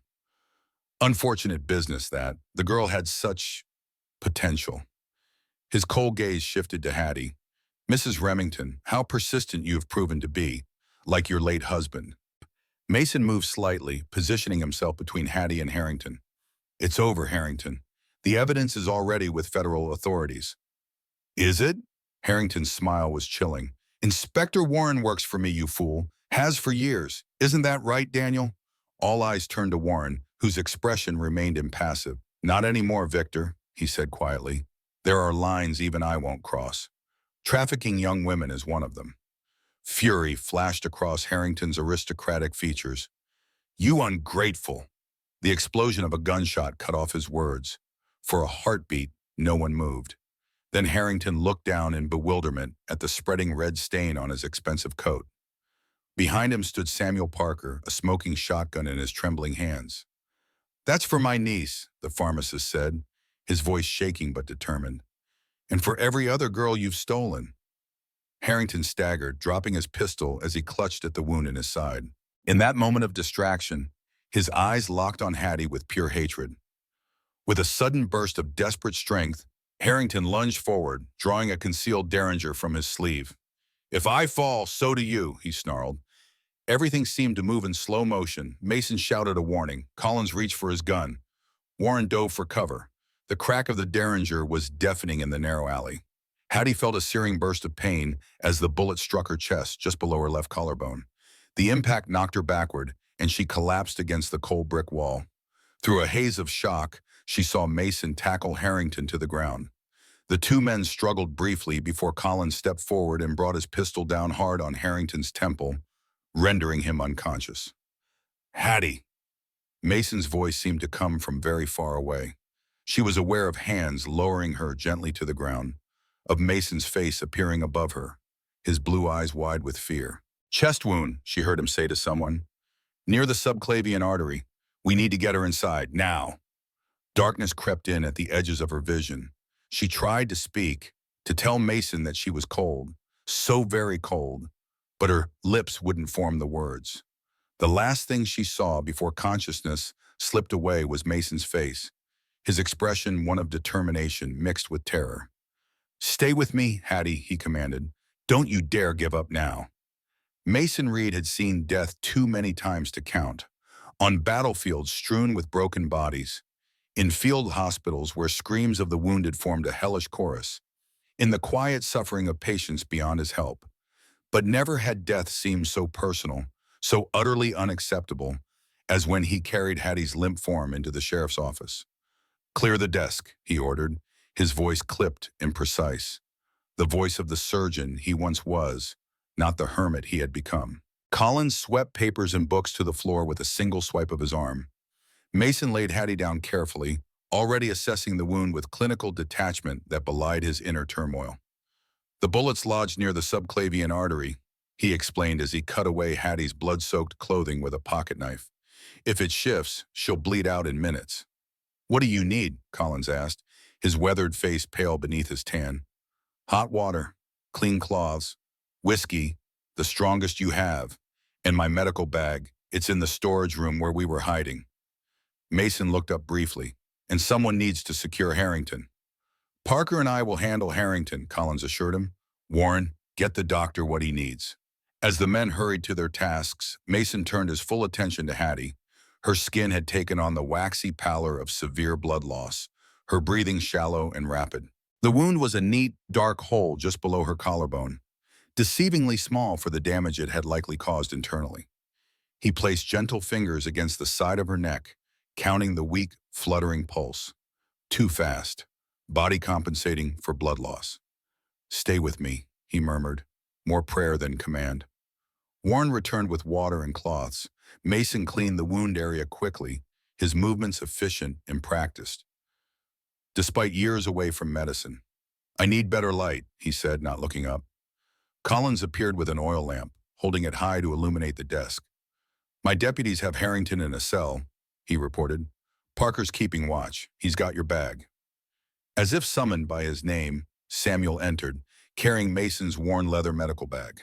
The pharmacist's face was ashen, hands trembling as he set the bag on a chair beside the makeshift operating table. Will she survive? He asked quietly. Mason didn't answer immediately, focused on opening his bag and laying out instruments. Probes, forceps, clamps, suturing needles. Tools he hadn't used in years, kept meticulously clean nonetheless. She's young, strong, he said finally, but the bullet is dangerously placed. From outside came the sounds of commotion, raised voices, running footsteps. Harrington's men had discovered their leader was captured. Collins moved to the window. My deputies are holding them off, but they're getting riled up. Could turn ugly. Warren stepped forward. I should go out there, show my badge, make it clear this is a federal matter now. Too risky, Collins objected. More risky to have a mob storm the jail, Warren countered. I've dealt with worse. A decision made quickly in crisis. Collins nodded and Warren left, adjusting his coat and straightening his shoulders. A man stepping onto a battlefield of a different sort. Mason barely registered the exchange. His world had narrowed to the wounded woman before him and the task at hand. He poured whiskey over his hands, then his instruments, the sharp scent filling the small office. I need to remove the bullet, he said to whoever was listening. It's pressing against a major artery. If it shifts, he didn't finish the sentence. He didn't need to. "What can we do?" Samuel asked. "Hold the lamp steady and pray if you are inclined." Mason took a deep breath, steadying hands that hadn't performed surgery in 5 years.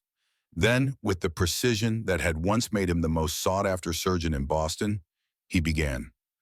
The minutes stretched into an eternity as he worked, probing the wound carefully, seeking the lead ball that threatened Hattie's life. Blood welled continuously, obscuring his view despite Samuel's efforts to dab it away with clean cloths.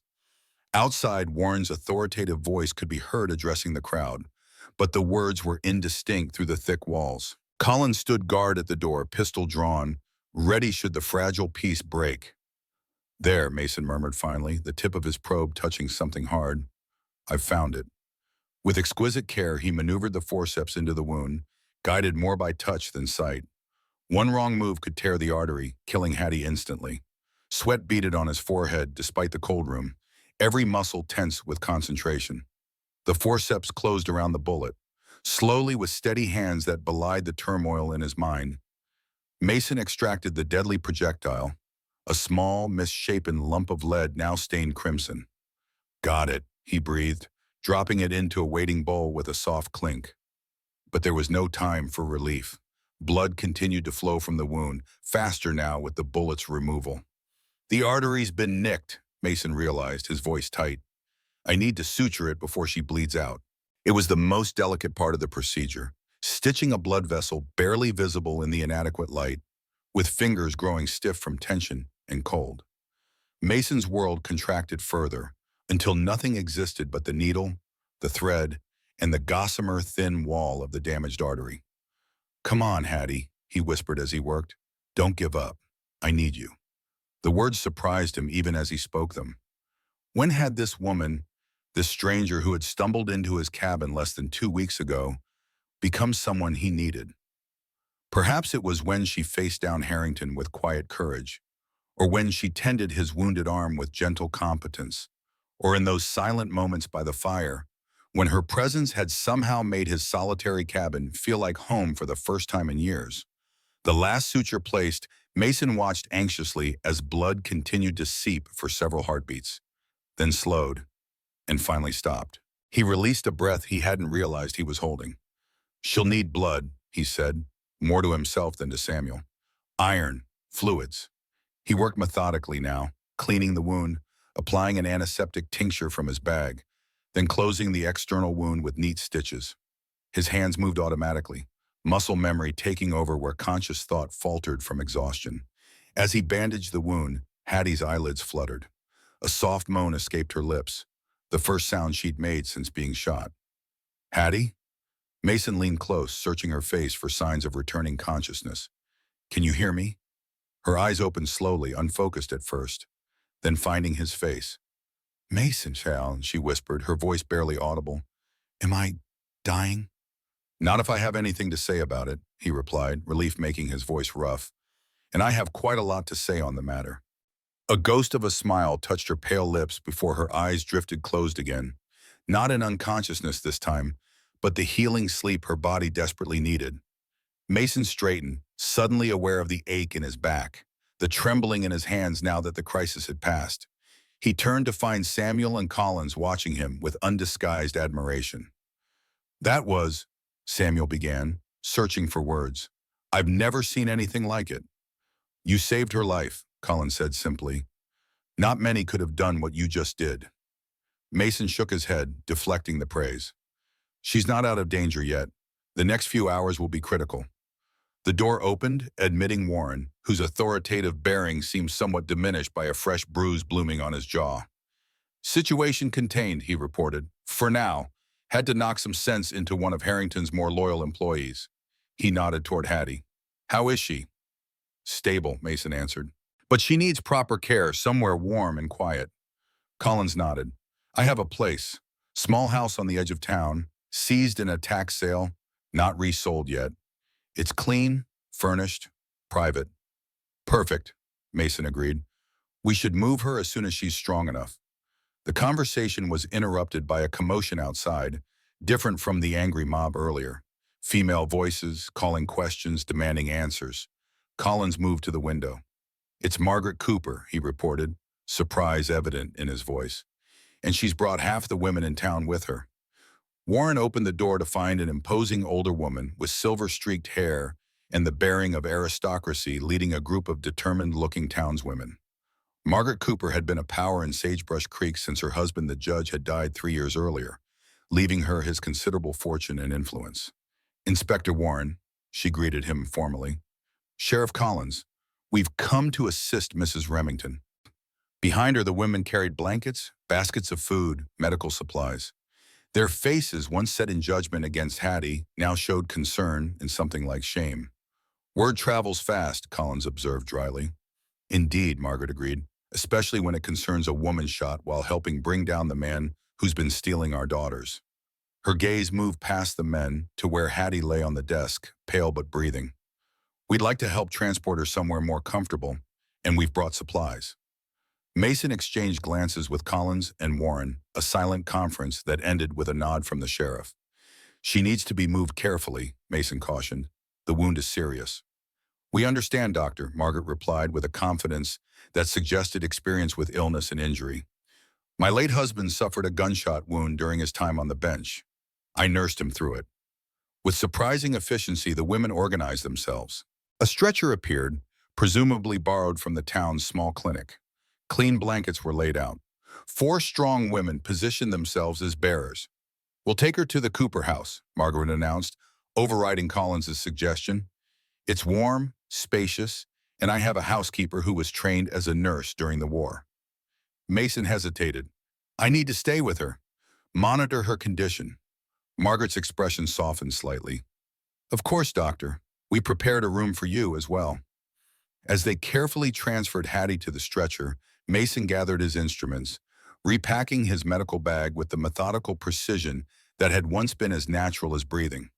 When had he last used these skills? Not since the mountain, since treating that trapper's gangrene 3 years ago. Not for anything as delicate as today's surgery. Yet his hands had remembered. His mind had focused. For Hattie, he had become again the surgeon he once was, the man he had buried beneath layers of isolation and bitterness.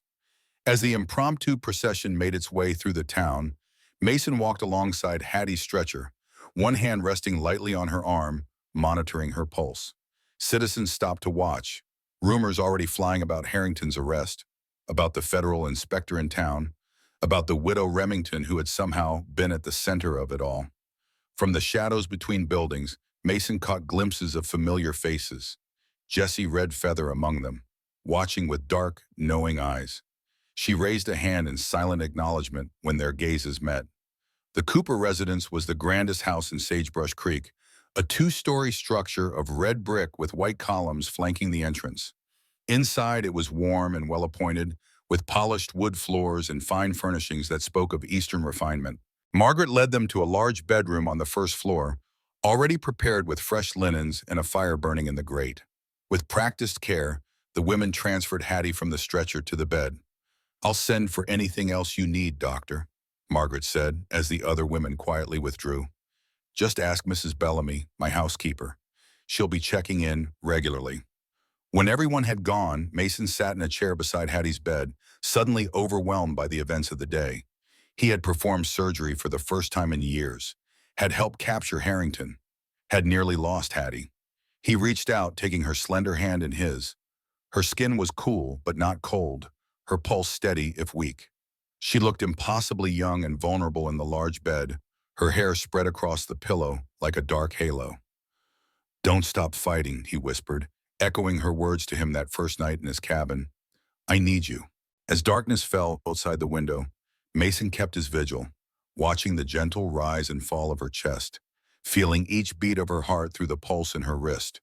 In that quiet room with the rest of the world held at bay, he made a silent vow to whatever power might be listening. He would not lose her. Not now, not when they had survived so much. Hattie drifted through darkness, occasionally surfacing to brief moments of confused awareness. Fragments of sensation reached her. The softness of unfamiliar sheets, the distant murmur of voices, the gentle pressure of a hand holding hers. Once she opened her eyes to find Mason asleep in a chair beside her bed, his head tilted at an uncomfortable angle, one hand still resting on her wrist as if monitoring her pulse even in sleep. The simple devotion of the gesture brought tears to her eyes before darkness claimed her again. The next time she woke, sunlight streamed through lace curtains, casting patterns across a ceiling she didn't recognize. For a moment, disorientation gripped her. Then memory returned in a rush. The alley, Harrington, the gunshot. "You're awake." Mason's voice drew her gaze to the side of the bed, where he sat in the same chair, though now he was freshly shaven, his clothes changed.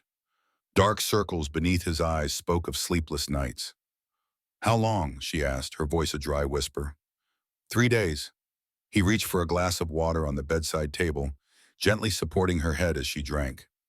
"You developed a fever the first night. It broke yesterday evening." Hattie took stock of her body. Pain radiated from her left shoulder with each breath, but it was a dull throb rather than the searing agony she remembered. Her limbs felt leaden, her thoughts slow and muddled. "Harrington?" she managed to ask. "In jail, under heavy guard." Mason set the water aside. "Warren has telegraphed for federal marshals to transport him to Denver for trial." "The evidence?" "Safe. Warren is preparing the formal case." Mason's expression softened. "Everything is under control, Hattie. You can rest." She wanted to ask more questions about the town's reaction, about Collins and his daughter, about a dozen other loose threads. But exhaustion pulled at her. Her eyelids grew heavy despite her efforts to keep them open. The last thing she heard before drifting back to sleep was Mason's quiet voice. "I'll be here when you wake again. I promise." The next several days passed in a blur of healing and gradual strengthening. Hattie progressed from sleeping most of the day to sitting up in bed, then to brief walks around the room with Mason's support. The wound in her chest began to heal, though it pulled painfully whenever she moved her left arm. Margaret Cooper proved to be a surprisingly attentive hostess, visiting daily to check on her progress and bringing news from the town. Through her, Hattie learned that Harrington's operations were being dismantled piece by piece. Warren and a team of marshals had raided Pine Ridge and other facilities, freeing dozens of young women who had been trafficked. They found Amy Collins, Margaret reported one afternoon as she arranged fresh flowers beside Hattie's bed, and Rebecca Dawson, Samuel's niece, both alive, though. She paused delicately. They've endured much. Hattie thought of the names on that terrible list, each representing a life disrupted, a person treated as property. "Are they home now?" "Amy is with her father," Margaret confirmed. "Rebecca is still recovering at the clinic. Others are being reunited with their families as they can be located." She straightened the already perfect arrangement. "Sheriff Collins hasn't stopped smiling since Amy returned. It's quite disconcerting on a man usually so stern." Mason spent most of his days at Hattie's side, leaving only briefly to consult with Warren or to check on patients in town. For word had spread about his medical skills, and people had begun to seek him out despite his reluctance to practice formally again. On the 7th day after the shooting, when Hattie was well enough to dress in a borrowed gown and sit in a chair by the window, Warren came to visit. The inspector looked tired but satisfied, like a man who had completed a difficult but worthwhile task. "Mrs. Remington," he greeted her warmly. "You're looking remarkably well for someone who cheated death so recently." "Credit to my doctor," Hattie replied with a smile for Mason, who stood near the fireplace, "and to Margaret's excellent care." "Indeed." Warren took the chair Margaret offered him. "I've come to say farewell. I leave for Denver tomorrow with Harrington and the evidence." "So soon?" Hattie couldn't help but feel a pang of anxiety. Until Harrington was safely convicted, there would always be the fear that he might somehow escape justice yet again. Warren understood her concern. "The sooner he faces a federal judge, the better," he assured her. "I've spent the week building an airtight case. Between your husband's evidence, Dr. Reed's testimony about the war, and statements from the rescued women, Harrington will spend the rest of his life in prison." "Thank you," Hattie said simply, "for believing us, for doing what's right." "It's my job, Mrs. Remington." Warren glanced at Mason, "though in this case it's also personal satisfaction. I've been tracking Harrington's activities for over a year, never quite able to gather enough evidence." His expression grew serious. "Your husband was a brave man, as are you." The praise brought a flush to Hattie's cheeks. "I only did what I had to." Warren nodded, understanding. Then he reached into his coat and withdrew an envelope. Before I go, there's something I wanted to give to Dr. Reed. He extended the envelope to Mason. I found this while searching Harrington's office in Denver. I believe it belongs to you. Mason accepted the envelope with a puzzled frown. It was yellowed with age, the edges soft from handling, the seal broken long ago. As he opened it and withdrew the paper inside, his expression changed from confusion to disbelief. "What is it?" Hattie asked, concerned by his sudden pallor. "A pardon," Mason said, his voice barely audible. "Signed by President Lincoln, dated March 1865. Warren nodded. "For the charges that forced you to flee Boston. It appears Harrington intercepted it before it could reach you." Mason sank into a chair, staring at the document as if it might disappear at any moment. "All these years," he murmured, "I thought the government had abandoned me, that the system I believed in had failed." "Harrington had powerful friends," Warren explained grimly. "He used them to bury your accusations and then to ensure you could never return to your old life." He paused. "But now you can, if you wish. That pardon is still valid. Your name has been officially cleared." Hattie watched Mason's face, seeing the complex emotions that warred there: vindication, grief for years lost, anger at the injustice. But beneath it all was something else, something that looked almost like peace. The peace of a man finally freed from a burden he had carried too long. After Warren departed, Mason remained silent, the pardon held carefully between his fingers as if it might crumble to dust. "You could go back," Hattie said softly, voicing the thought that hung in the air between them. "To Boston, to your practice." Mason looked up, his blue eyes meeting hers across the room. "Is that what you think I should do?" The question carried weight beyond its simple words. Hattie chose her response carefully. "I think you should do whatever brings you peace, Mason. You've earned it." He folded the pardon along its original creases, returning it to the envelope with reverent care. "There's nothing for me in Boston anymore, he said quietly. "That life, that man, they're gone." His gaze returned to hers, steady and certain. "My place is here now." The simple declaration, devoid of flowery sentiment, yet filled with meaning, warmed Hattie more than the fire blazing in the grate. She nodded, not trusting her voice for a moment. "Besides," Mason continued with the ghost of a smile, "who would tend your wound if I left? You're not nearly healed yet." "A convenient excuse," Hattie teased gently, relief making her lightheaded. Mason's smile widened slightly. "Perhaps, but a valid one nonetheless."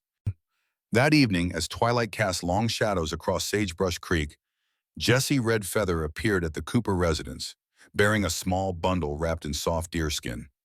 Margaret showed her into Hattie's room, where Mason was checking the healing wound.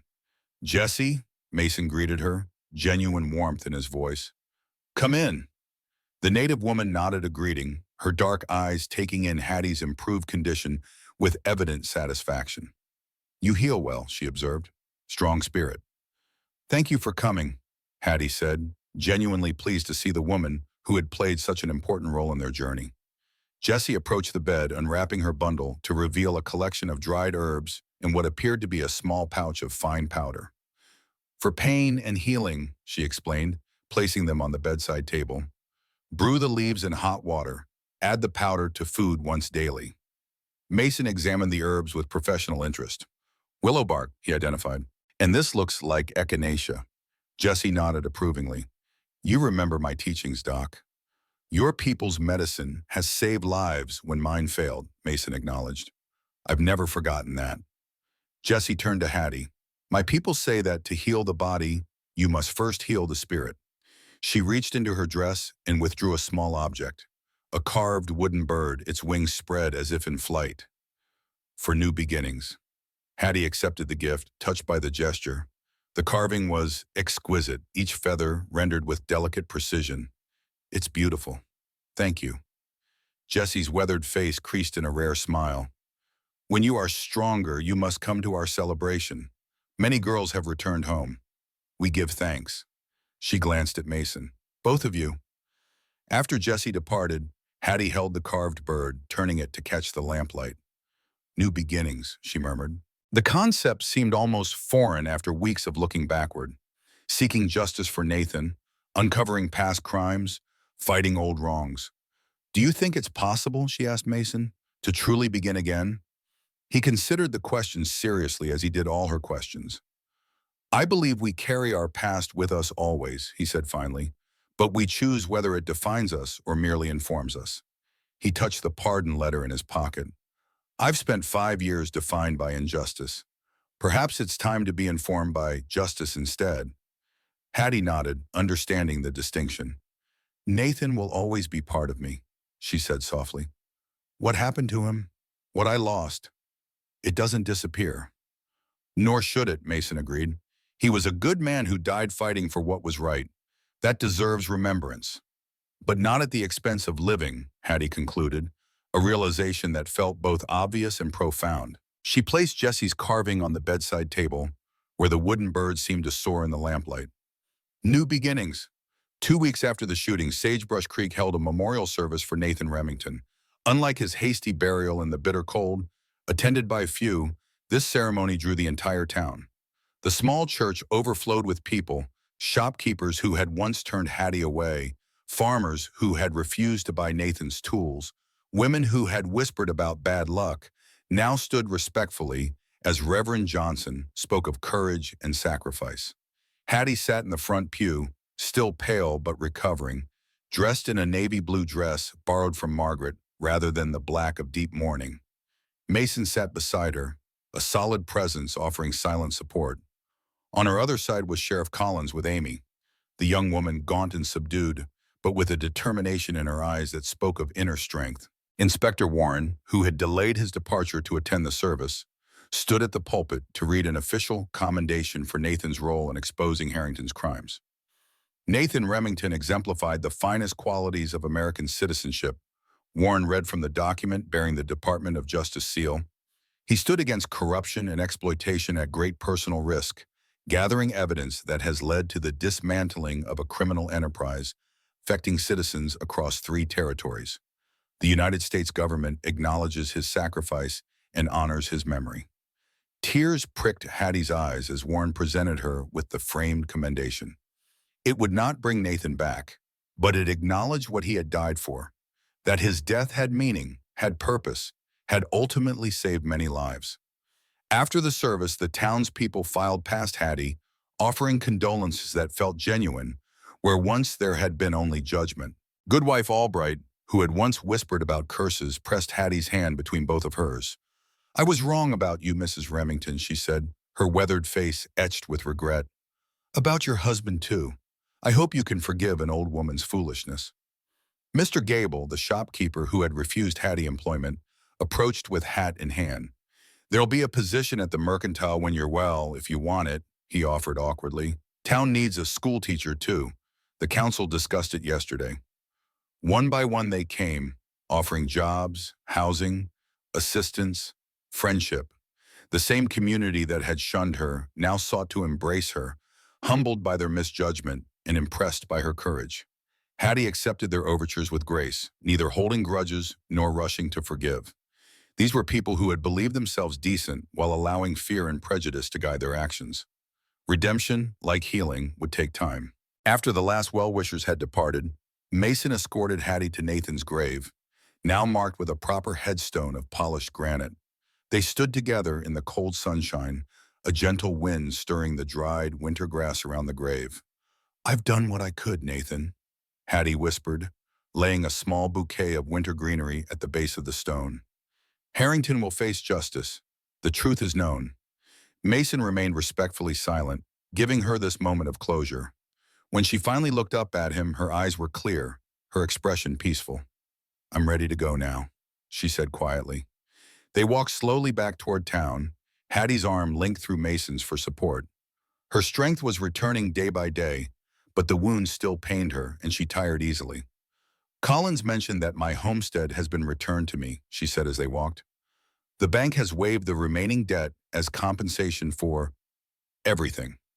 Mason nodded. Will you rebuild there? Hattie considered the question, picturing the small house where she and Nathan had begun their life together, where he had died. No, she decided. Too many shadows, and it's too far from town if I'm to teach. A wise choice, Mason agreed. You'll need a place in town then. Eventually. Hattie glanced at him sideways. Though I've been thinking about your invitation. Mason raised an eyebrow, waiting for her to continue. To stay in the mountains, as she clarified, at least until spring, to fully recover. A slow smile spread across Mason's features, a rare, unguarded expression that transformed his usually stern face. The cabin is yours for as long as you want it, he said, though it's not as comfortable as Margaret's house. I don't need comfort, Hattie replied. I need peace, space to think, to decide what comes next. They had reached the edge of town where the main street gave way to scattered buildings and eventually open country. In the distance, the mountains rose against the blue sky, their slopes white with snow, their peaks catching the afternoon sunlight. The mountains can provide that, Mason said, following her gaze, if you're willing to accept their terms. And what terms are those? Hattie asked. Honesty, strength, patience.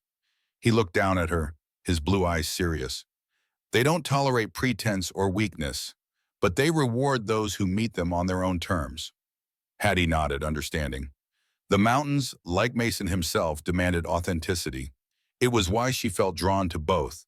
After a lifetime of society's masks and expectations, the stark honesty of both the man and his chosen home offered a freedom she had never known.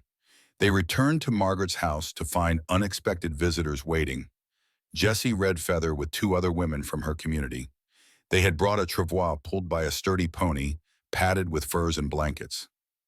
For the journey, Jessie explained. The mountain path is still hard with snow. You cannot walk so far. Not yet. Hattie was touched by the thoughtfulness. How did you know we were planning to return to the cabin? Jessie's eyes twinkled with knowing humor. The signs were clear to those who can read them. Mason exchanged a glance with Hattie, amusement in his eyes. It seems our plans are known before we make them, he observed dryly. The mountain calls you both home, Jessie said simply. We help you answer. Margaret Cooper emerged from the house, visibly dismayed at the prospect of losing her guests. You can't possibly be thinking of leaving yet, she protested. Mrs. Remington is still recovering. I'll continue her care, Mason assured her, and we won't be far if there's need. Margaret looked unconvinced, but years as a judge's wife had taught her when arguments were futile. At least let me send supplies, she insisted.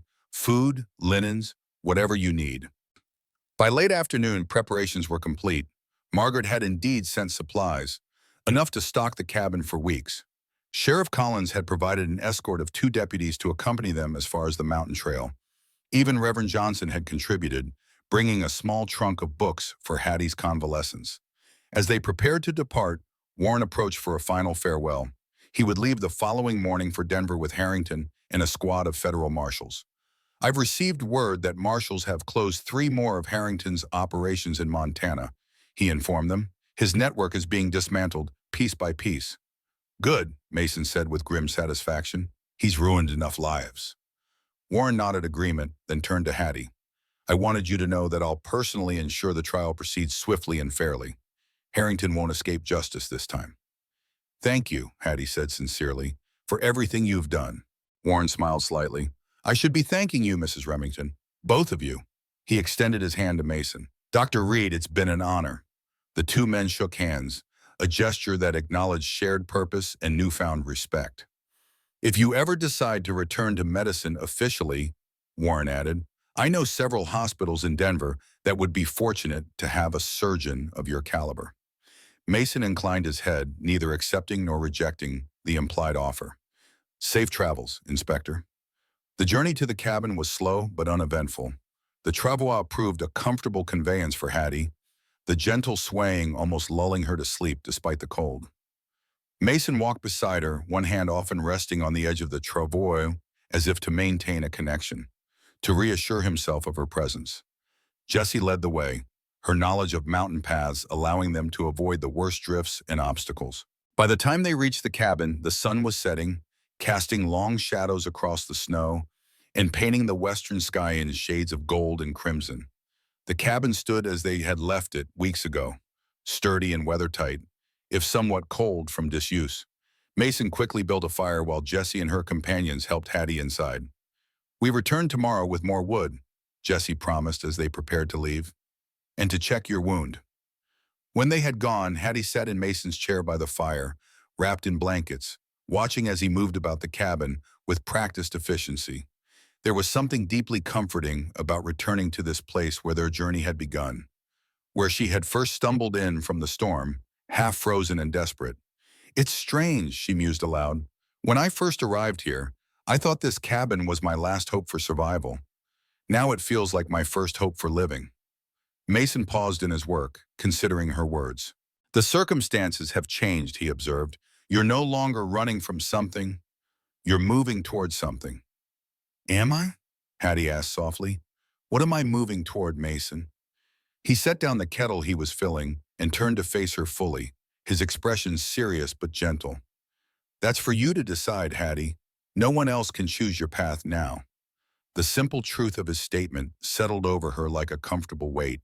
For so long, her choices had been constrained by circumstance, by Nathan's death, by Harrington's threat, by the need for justice. Now, with those constraints removed, the freedom to choose was both exhilarating and terrifying. What about you? She asked. What path are you choosing? Mason glanced around the cabin that had been his solitary refuge for 5 years. I'm reconsidering isolation, he said with unexpected candor. It served its purpose for a time, but perhaps there are other ways to find peace. The admission, understated yet profound, touched Hattie deeply. This reserved man who had hidden himself away from the world was considering re-entry, not a complete return to his former life, but a new way forward that balanced solitude with connection. The town needs a doctor, she observed, and a teacher. Indeed. Mason returned to preparing the tea, his back to her as he worked. An arrangement could be made.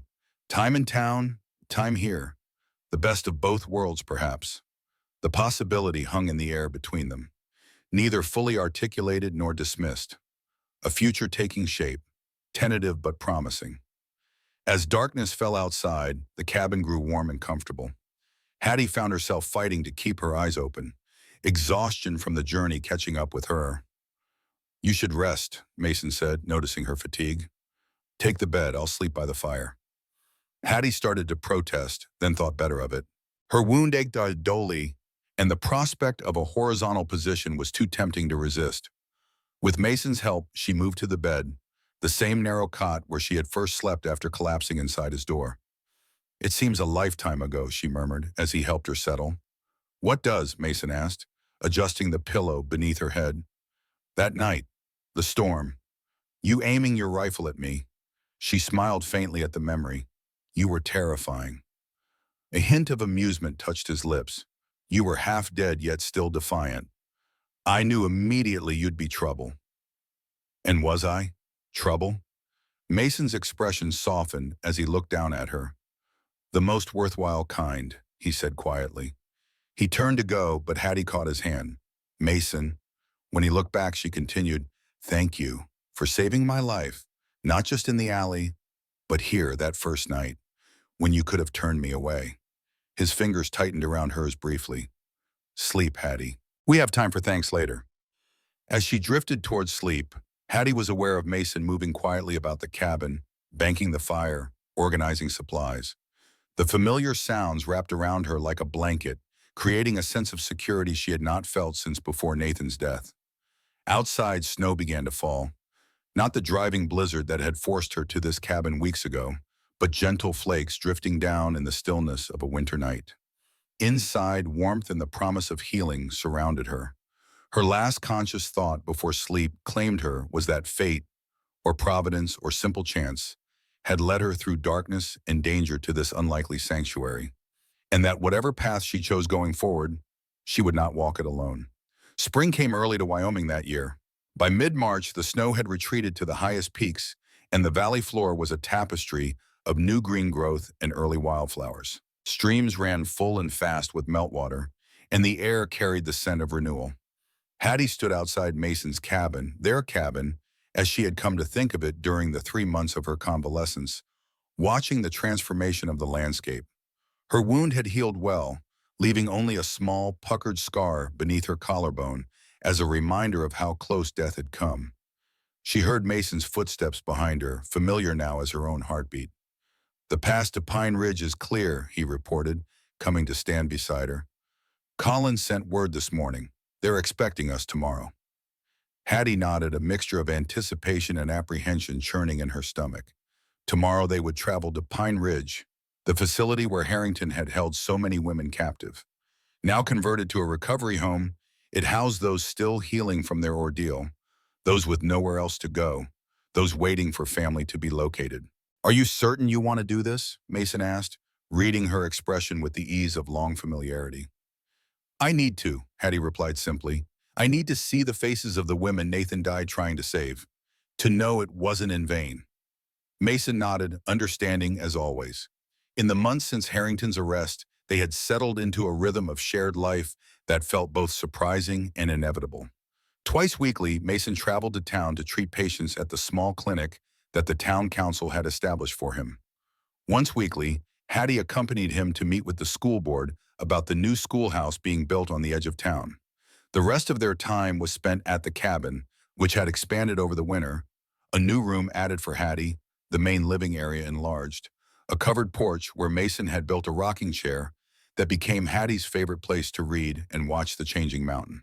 They had developed routines, discovered preferences, learned the dance of two independent people sharing space and purpose. They had not spoken of permanence, of commitment, of the deeper feelings that simmered beneath the surface of their partnership. Some truths required no articulation to be understood. The journey to Pine Ridge took most of the following day. They traveled on horseback, Hattie now strong enough to ride comfortably for hours. The facility was located in a secluded valley about 20 miles from Sagebrush Creek, its isolation originally meant to hide Harrington's operation, now providing privacy for recovery. As they crested the final ridge, Hattie reined in her horse, taking in the view below. Pine Ridge was larger than she had expected, a main building of sturdy logs with several smaller cabins surrounding it. Women moved about the grounds, tending gardens newly planted for spring, hanging laundry on lines strung between trees, sitting in small groups in the sunshine. It's so peaceful, Hattie observed, surprised by the transformation from prison to sanctuary. Margaret Cooper's doing, Mason explained. She's poured half her fortune into converting it, hired doctors and counselors from Denver. They rode down into the valley, their approach noted by sentries posted at the perimeter. No longer Harrington's armed guards, but women themselves, standing watch over their recovering sisters. Sheriff Collins met them at the main building, his weathered face breaking into a smile at their arrival. The change in him was remarkable. The stern, often taciturn lawman now carried himself with the lightness of a man who had recovered something precious. Dr. Reed, Mrs. Remington, he greeted them warmly. Thank you for coming. The women have been hoping to meet you. How is Amy? Hattie asked as they dismounted. Collins's smile widened. Stronger every day. She's teaching some of the younger girls to read. Pride suffused his voice. She's decided to stay on here, help with the new arrivals. Says she understands what they're going through better than most. He led them into the main building, where the former dormitory-style rooms had been converted into comfortable living quarters. Women nodded greetings as they passed, some with curious glances, others with knowing looks. Word of Hattie and Mason's role in Harrington's downfall had spread widely. In what had once been Harrington's office, they found Margaret Cooper in conference with several other women, including Jessie Red Feather. The judge's widow had taken on the management of Pine Ridge with characteristic efficiency, channeling her considerable energy and resources into healing the damage Harrington had caused. Mrs. Remington, Margaret rose to greet them, and Dr. Reed. Perfect timing. We were just discussing the need for regular medical supervision here. She fixed Mason with a determined gaze. I was hoping to persuade you to add Pine Ridge to your weekly circuit. Mason, who had gradually accepted his return to medical practice over the winter, nodded thoughtfully. It would be my honor, he agreed, though I'll need a day or two each visit. Some of these women may require specialized care. Of course, Margaret replied, satisfaction evident in her tone. We'll arrange accommodations for both of you. Both. The simple word acknowledged what everyone seemed to take for granted now, that Hattie and Mason were a pair, a unit, partners in whatever endeavor they undertook. After the meeting, Collins led them to a sunny room at the rear of the building, where a group of young women sat in a circle, listening to another read aloud from a book. The reader was Amy Collins, her once pretty face now thinner but animated with purpose as she guided her students through the text. She looked up at their entrance, her face lighting with recognition. Setting aside the bug, she rose to embrace her father, then turned to Hattie and Mason. "Mrs. Remington," she said warmly, "to read. I've been hoping you would visit."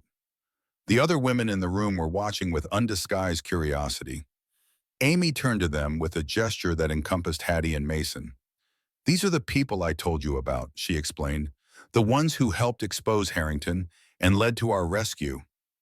One by one, the women approached, some hesitantly, others with quiet dignity.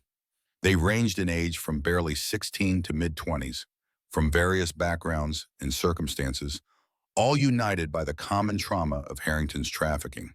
A tall, slender girl with haunted eyes was introduced as Rebecca Dawson, Samuel Parker's niece, who had disappeared nearly a year earlier. "Uncle Samuel speaks of you often," she told Hattie. "He says you gave him courage to act when it mattered most." "Your uncle is a brave man," Hattie replied. "He risked everything to help us." "He says the same of you," Rebecca said with a small smile. As they spoke with the women, hearing their stories, witnessing their resilience, Hattie felt a weight lifting from her heart. These were the lives Nathan had died trying to save. Women who now had a chance at rebuilding, at reclaiming what had been stolen from them. His sacrifice and her own suffering had meaning in the faces surrounding her. Later, as they walked the grounds with Amy and Collins, Hattie noticed Mason watching her with a thoughtful expression. "What is it?" she asked when they fell a few steps behind the others. "You," he replied simply. "I'm watching healing happen, not just in your body, but in your spirit." The observation, characteristically perceptive, touched her deeply. "Is it so obvious?" "To me," he said, "you've carried guilt since Nathan's death, the survivor's burden. Seeing these women, knowing your part in their freedom, it's completing something for you." Hattie nodded, unable to deny the truth of his assessment. "I think I needed to see that something good came from all the pain, that it wasn't just about vengeance or justice, but about saving lives." Mason's hand found hers, his fingers intertwining with her own in a gesture that had become natural over the winter months. "It was always about saving lives," he said quietly. Nathan understood that. So do you. They spent the night at Pine Ridge in simple but comfortable quarters provided by Margaret.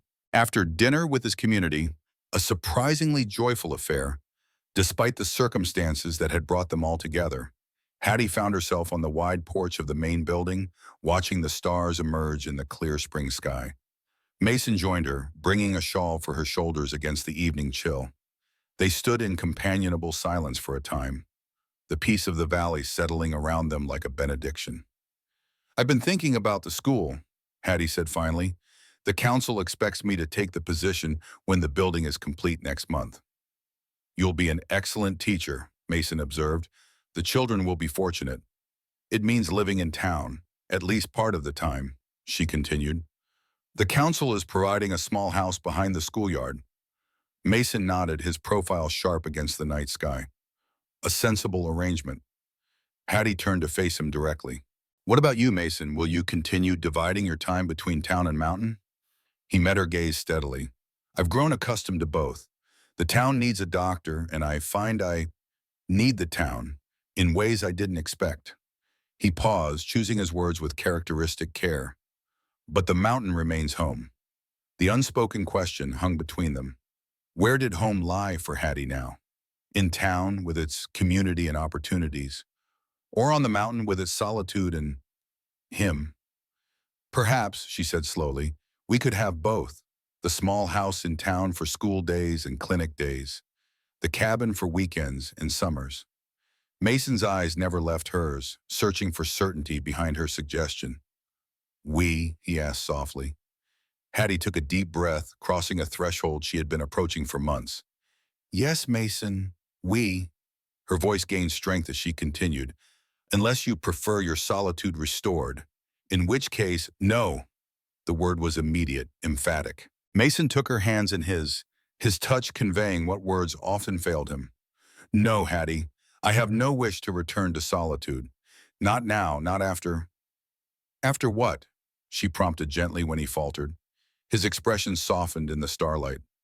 After discovering that some wounds can heal completely, after finding home in more than a place. The simple declaration, stripped of flowery sentiment, yet filled with profound meaning, brought tears to Hattie's eyes.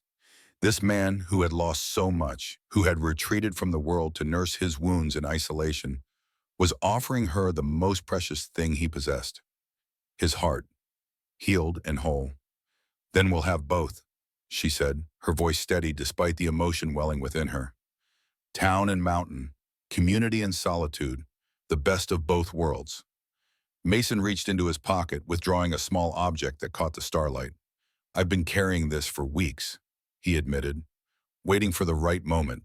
In his palm lay a ring, a simple band of silver with a small, perfect sapphire that matched the blue of his eyes. It was my mother's, he explained, the one thing of hers I've kept with me through everything. Hattie's breath caught. Mason. I'm not asking for answers now, he said quickly. You've had enough of men making decisions for you. But when you're ready, if you're ever ready, this belongs to you. He pressed the ring into her hand, closing her fingers around it. No obligations, no expectations, just possibility. Hattie looked down at her closed fist, feeling the weight of the ring against her palm. Not a burden, but a promise. A new beginning, freely offered and freely accepted. She opened her hands, studying the ring in the starlight. Then, with deliberate care, she slipped it onto her finger. Not the traditional one, but the right hand, a symbol of commitment yet to be fully defined. Possibility, she agreed softly, and promise. Mason's smile, rare and unguarded, transformed his face in the moonlight. He raised her hand to his lips, pressing a gentle kiss to her knuckles just above the ring. Behind them, through the windows of the main building, laughter spilled out. Women finding joy despite past darkness, creating new lives from the ashes of the old. Before them stretched the valley, silver in the moonlight, and beyond that the mountains where they had found each other. The oath in snow, Hattie murmured, remembering Jesse's carved bird and its promise of new beginnings. What? Mason asked. Something I've been thinking about. When we met in the cabin during the blizzard, it was as if we made a silent promise to each other, an oath forged in snow and silence. To survive, Mason suggested, understanding immediately. At first, Hattie agreed, but it became more, didn't it? To seek justice, to heal, to begin again. Mason nodded, his arms slipping around her shoulders as they turned to gaze out at the moonlit valley. An oath worth keeping, he said simply. As they stood together beneath the vast Wyoming sky, Hattie felt the final pieces of her heart settle into place. The grief for Nathan would always remain, a quiet shadow that honored what had been. But alongside it now grew something new. Not a replacement, but a continuation, a testament to the resilience of the human spirit and its capacity for renewal. The winter that had brought them together had given way to spring, just as their shared pain had yielded to shared purpose, and ultimately to love, unspoken but undeniable, strong as the mountains that had witnessed their journey. Whatever challenges awaited, whatever paths they chose, the oath remained, to face the future together, with courage, determination, and the strength that comes from knowing one is not alone.